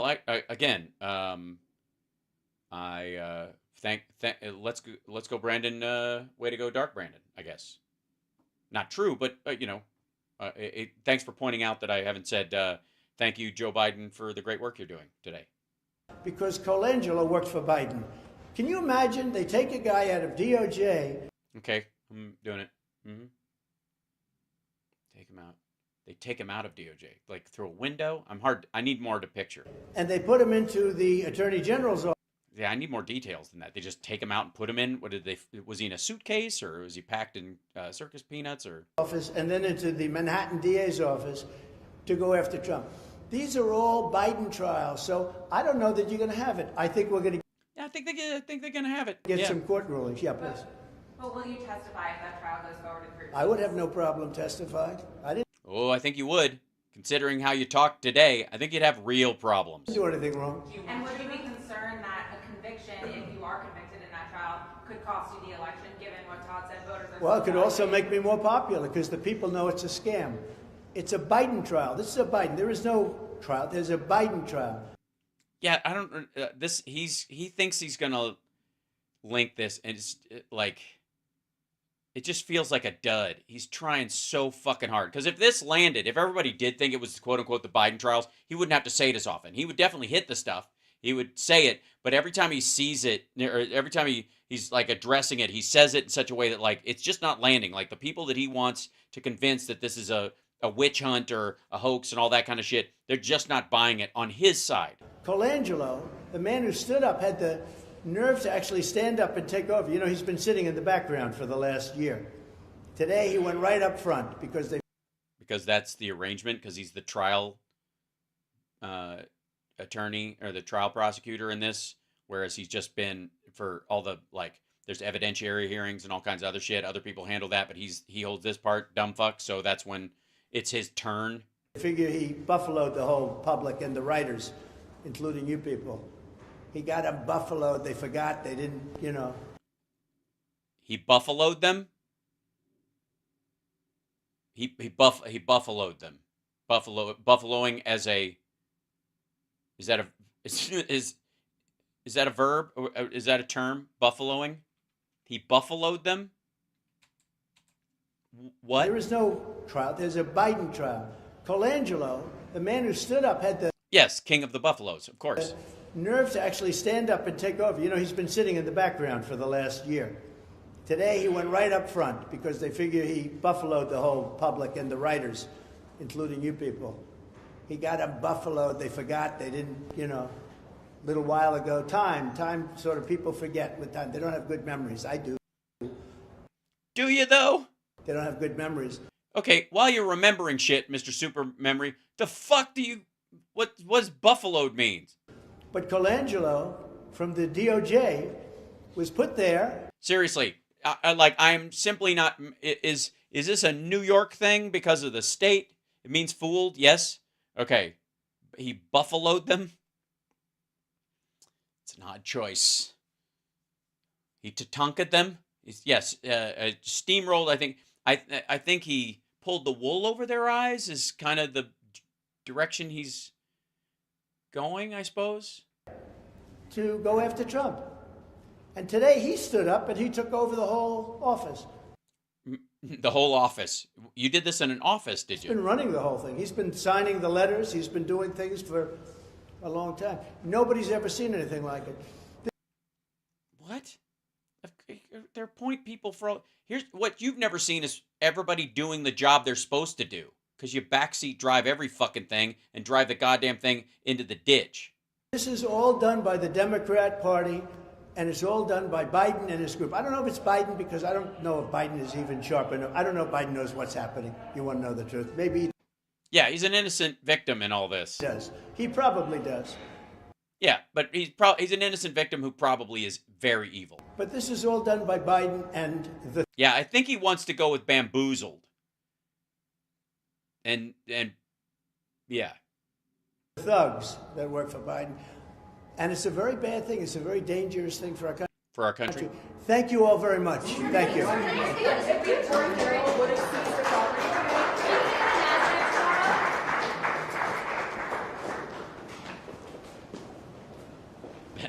That's the walkout. Thank you all very much. This fucking sucks. I'm gonna leave my own building. He didn't even have to be there. They just set this up nearby. What are they just pointing out that she sees this fucking place every time? Good Lord. So thank you guys so much. I went a little bit long, obviously, because of this. But I have to say, like, he's not handling this shit well at all. And I'm fine with that. And also, we got to see Eric blathering about. And I think my favorite part was Greg Kelly just being fucking confused and ditching his own... I was about to say plan for the show or whatever he was going to do and just pretending to be ignorant about it. But I honestly think it's real. I think he's just stupid. Yeah. Damn Buffalo hamburgers. Right.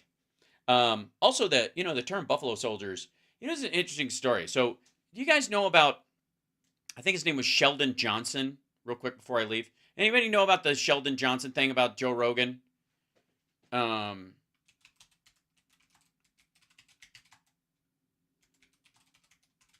Anybody know about that? Okay. Real quick. In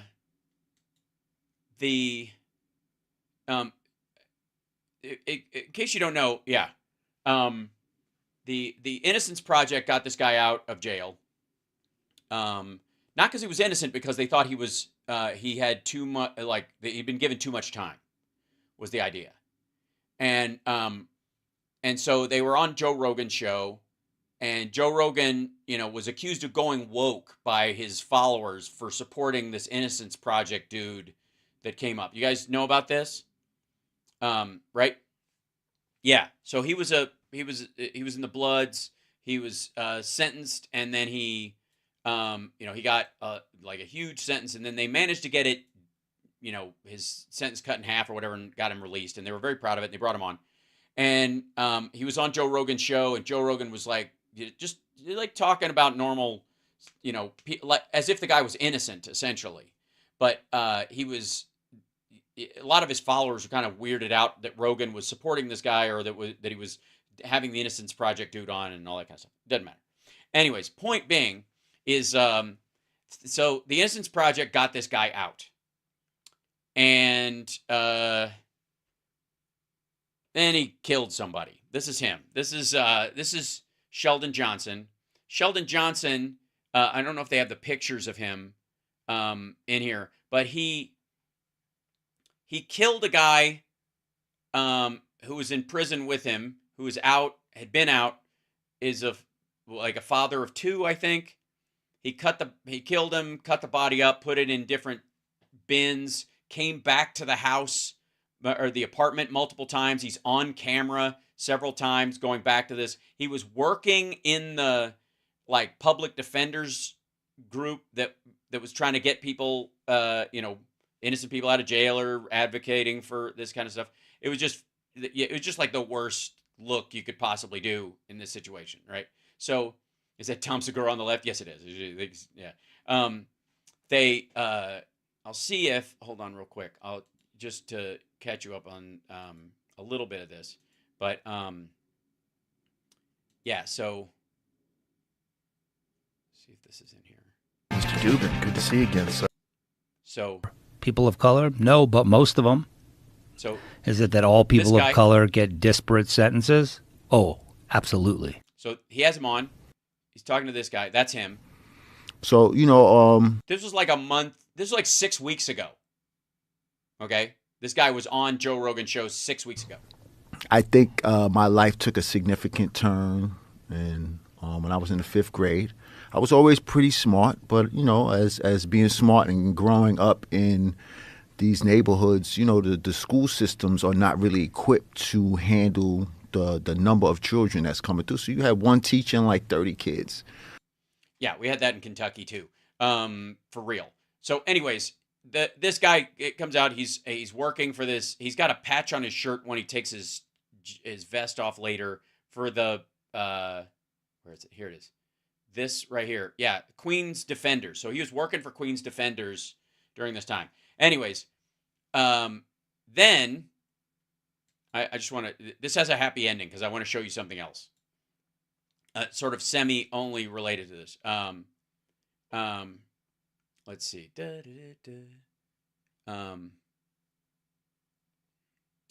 Yeah, so this is who he killed.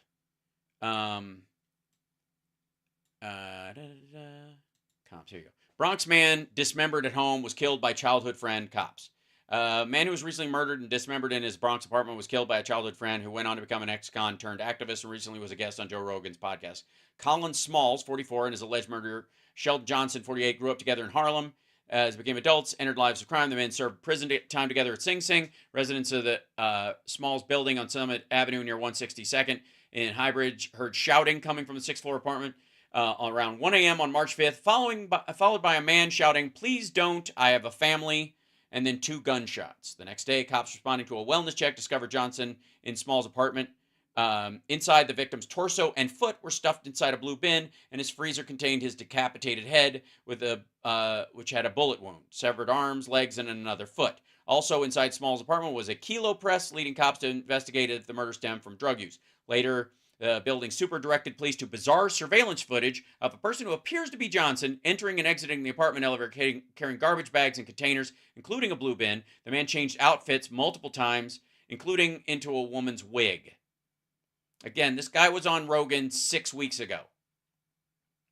And he killed this dude over a beef of something. He was released from prison in May after serving 25 years for a 1997 robbery he committed in his early 20s. He highlighted this on Joe Rogan's Experience. And again, the idea that that Sheldon Johnson went to jail. Hold on, let's see Yeah.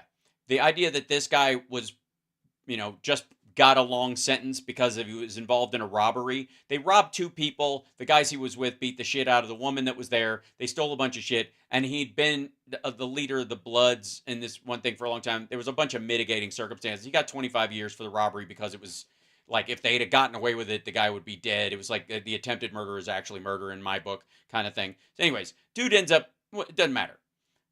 He's a fucking criminal. He's an awful person. And Joe Rogan caught a bunch of hell for just trying to be nice, which was the weirdest part of this whole fucking story. Now, why am I showing this other than it's just like a weird little side story? Let me show you something though that might put a smile on your face, because there's another guy named Sheldon Johnson, but he spells it with a T. And you guys bringing up the Buffalo Soldiers reminded me of this. Yeah, okay. Let me, here's a short one. So Sheldon Johnson, I'll show you. The park, but more importantly, get excited when I... Hold on. So, ladies and gentlemen, let me introduce you to Shelton Johnson, better known as Ranger Shelton Johnson.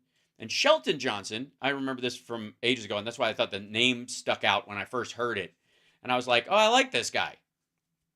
Shelton Johnson is a ranger at Yosemite, and he gives special tours. Not only is he he knows everything you could know about the park. He's been there for a long time. And any dude with 2 earrings, I'm for, So we would definitely, I think we would get along. Shelton Johnson can give an extemporaneous lecture on a myriad of things within the park, including the history of the Buffalo Soldiers, who were some of the first guards for Yosemite when a national park started. Yeah. If you ever have time, go over to the Yosemite National Park site. There's stuff with Shelton talking, but I'll show you just the beginning of this real quick, so we can end on an upbeat. Good afternoon. My name is Ranger Shelton Johnson. I'm a park ranger right here in Yosemite Valley. I've been a park ranger since 1987, starting out in Yellowstone National Park. Yellowstone was followed by a tour of duty in Washington, D.C., in the nation's capital, and that was followed by work as a ranger in Great Basin National Park, which at that time was the newest national park in the United States. But I'm here in Yosemite Valley in particular, and I'm here to talk to you about Buffalo soldiers, African-American soldiers who served in both Yosemite and Sequoia and protected these parks as some of the first park rangers anywhere in the world. And I get excited. He's not kidding, too. Excited when I start talking about this history, because literally, Yellowstone was one of the first. The idea of the national park didn't exist, and Yellowstone was one of the first, right? And the Buffalo Soldiers were the first guards, and it was great duty. So everybody got really mad. There's a bunch of racist assholes who were pissed that these guys got assigned to the park, and it was a sweet gig. Because it's more than history. What I mean by that is that history is usually conveyed as something that's static. It's just something in a moth-infested book sitting there doing nothing and no real work in the world itself. And history is far more than that. History is active, it's dynamic, there's an energy to it, especially when you're telling a story that excites you and excites the audience. This history literally blew my mind. I had no idea that 100 years ago, in 1899, 1903, and 1904, there were African-American soldiers serving in Yosemite and Sequoia National Parks as some of the first park rangers anywhere in the world. I mean, let me really convey to you how significant this is, because when they left the Sierra Nevada, you guys can watch this on your time. I fucking love this dude. I just want to present you with this, because it's this one's 16 minutes long, and then there's other ones you can get into. But he's totally, not only do I like him as he does great shit, but he also does a version of the park tour as a Buffalo Soldier in character. And he's dropping a lot of N-bombs while he's doing it, because he speaks in the vernacular of the time, so it can be tough on the ears for some folks. But I find his nature and his intellect supersedes it, right? Maybe other people wouldn't be up to the job of being able to, be that direct with it. And, because it's a harsh bit of story, but it's also very positive, to carry both of those energies at the same time is pretty great. And he's terrific at it. So it would have been much better. I would just like to say, and Joe Rogan is never going to listen to me, and much to his chagrin, that Joe, this is the Shelton Johnson you should have had on. Have this guy on. Have him on. Bring in Shelton Johnson and interview him. Not that he needs to be anywhere near your little weird studio or whatever. But if you're going to draw attention to something, ladies and gentlemen, Ranger Shelton Johnson from Yosemite National Park, who not only tells the unknown history of a lot of the Buffalo soldiers that worked in and around Yosemite at the very beginning of it, right? And also does a version of it in character, so you can kind of get a taste of what their experience was, almost a couple hundred years ago, like 110 years ago, right? Depending on when they started in the late 1800s. So slash early 1900s. So me interview him. That's not a bad idea. I could reach out. I'm not against that. But there's some videos over the years. This one's from 3 years ago, so this is around, right post-COVID, and I don't know him personally, but I just love his energy, and I love his passion about the story, and he seems to be a total sweetheart, like, as a human being, right? So, can this be the Shelton Johnson we all know about instead of the other one? Can this be the Shelton Johnson that ends up on shows that have the reach of Joe Rogan and others, and not the other one? Does that make sense? That's my hope. That warms my heart. At some point, Andrea, I think we should just we'll reach out. I don't know if it's even possible. But it's because I don't know what he does and all that kind of stuff. Hell, he might be retired now or something. But the videos are out there, and they're just worth a watch. It's a great piece of history, and I just like that. I just wanted to let you guys know this guy exists. He's been working at the National Park Service since the 80s. He's a great guide and a great human being for all practical purposes, insofar as I know. Anybody can be a failure inside, blah, blah, blah. But I mean, just seems lovely and really smart and keen on the issues and passionate about it, right? And sometimes you just got to remind people that, the worthwhile conversation isn't even being had because of the distraction, because we're problem-seeking animals. It's okay, right? Today is one of the most well-known advocates for diversity in the national parks as of February 27, 2023. Oh, good. He's still there. Excellent. Yeah, he's 66 years old. Yeah, he's got Lou Gossett Jr. vibes to him. It's true. He's got the goat and the. I think Lou Gossett had 2 earrings at one point too. Anyways, I just, you know what I mean? Maybe that's what I'm going to tack on some of these folks that I'd like to introduce you to. Maybe at the end of some shows if it comes up. This came up because you guys brought up the Buffalo Soldiers and God knows I do enough Joe Rogan-y kind of jokes on the show. So there you go. Need a Hal Fest in Las Vegas? I agree. We're going to make that happen. Yeah. But not during the summer when it's too fucking hot. I'm going to wait till it's we'll do it in the fall or something when it's cool. Anyways, love you guys. And I wanted to, Chad, I hope you enjoyed it. Just go look him up. His stuff on Black History Month that he does as part of the Ranger staff is primarily what he does directly there, but there's also news reports on him and stuff, and it's just great. So, yeah, that's it. Just, I don't know. He just seems like a good dude. And I hate it when, bad dudes take up the sort of bandwidth of good dudes. And as somebody who, with the first name Hal, besides even the computer, and we can set that aside for a moment, all the versions of Hal that happen in the media usually suck, except me, as far as the use of the name, right? Shallow Hal and the husband in fucking Blue Jasmine, the Woody Allen movie. I was like, too Woody, that kind of stuff, right? So like I feel bad for him. I feel his pain in this particular moment in that regard, even though he spells it slightly different. That's how it happens. Anyways, love you guys. Take care. I'll see you guys tomorrow. I don't have a morning show because it's Tuesday, but we'll have one on Wednesday. All regular shows this week until Friday afternoon because I have the Flappers show. I might not be able to do one. So fingers crossed we'll be able to make it happen. Might be a little later, something like that. Check my. I will do just that.